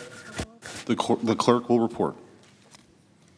Cloture motion, we, the undersigned senators, in accordance with the provisions of Rule 22 of the Standing Rules of the Senate and the provisions of Senate Resolution 377 from the 119th Congress, do hereby move to bring to a closed debate on executive calendar numbers 89, 105, 107, 121, 122, 123, 124, 132, 133, 135, 136, 137, 139, 141, 142, 152, 153, 154, 156, 157, 161, 177, 180, 185, 251, 276, 277, 278, 279, 283, 285, 289, 290, 297, 298, 303, 305, 324, 344, 346, 352, 356, 362, 365, 149, 286,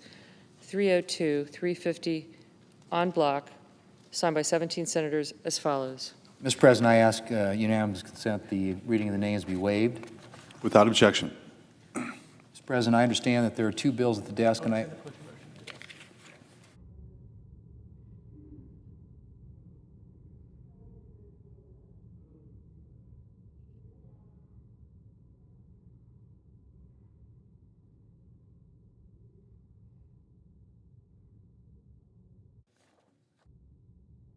President, I move to proceed to legislative session. Question is on the motion. All in favor say aye. Aye. All those opposed say no. The ayes appear to have it. The ayes do have it. The motion is approved. Mr. President, I ask unanimous consent the Senate be in a period of morning business with senators permitted to speak therein for up to 10 minutes each. Without objection. Mr. President, I understand that there are two bills at the desk, and I ask for their first reading in block. The clerk will read the titles on the bills for the first time in block. S-2805, a bill to provide for the designation of the Russian Federation as a state sponsor of terrorism. S-2806, a bill to provide for automatic continuing appropriations. President, I now ask for a second reading, and I object to my own request, all in block. Objections heard.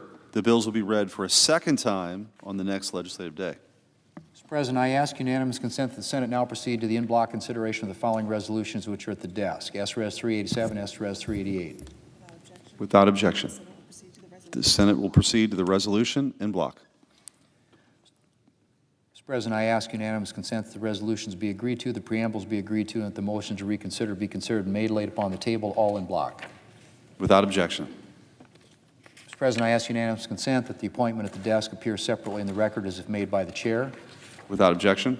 I ask unanimous consent that when the Senate completes its business today, it stand adjourned until 10 a.m. on Tuesday, September the 16th, that following the prayer and pledge, the journal proceedings be approved today at the morning hour be deemed expired, the time for the two leaders be reserved for their use later in the day, morning business be closed, and the Senate resume consideration of calendar number 115 S-2296. Further, that the Senate recess from 12:30 p.m. until 2:15 p.m. to allow for the weekly conference meetings. Without objection. Mr. President, for the information of all senators, we expect one roll call vote on the motion to proceed to S.J. Res 60 at approximately 2:30 p.m. and another roll call vote on the motion to proceed to Senator Paul's budget resolution around 5:30 p.m. tomorrow. If there's no further business to come before the Senate, I ask that it stand adjourned under the previous order. The Senate stands adjourned until 10 a.m. tomorrow.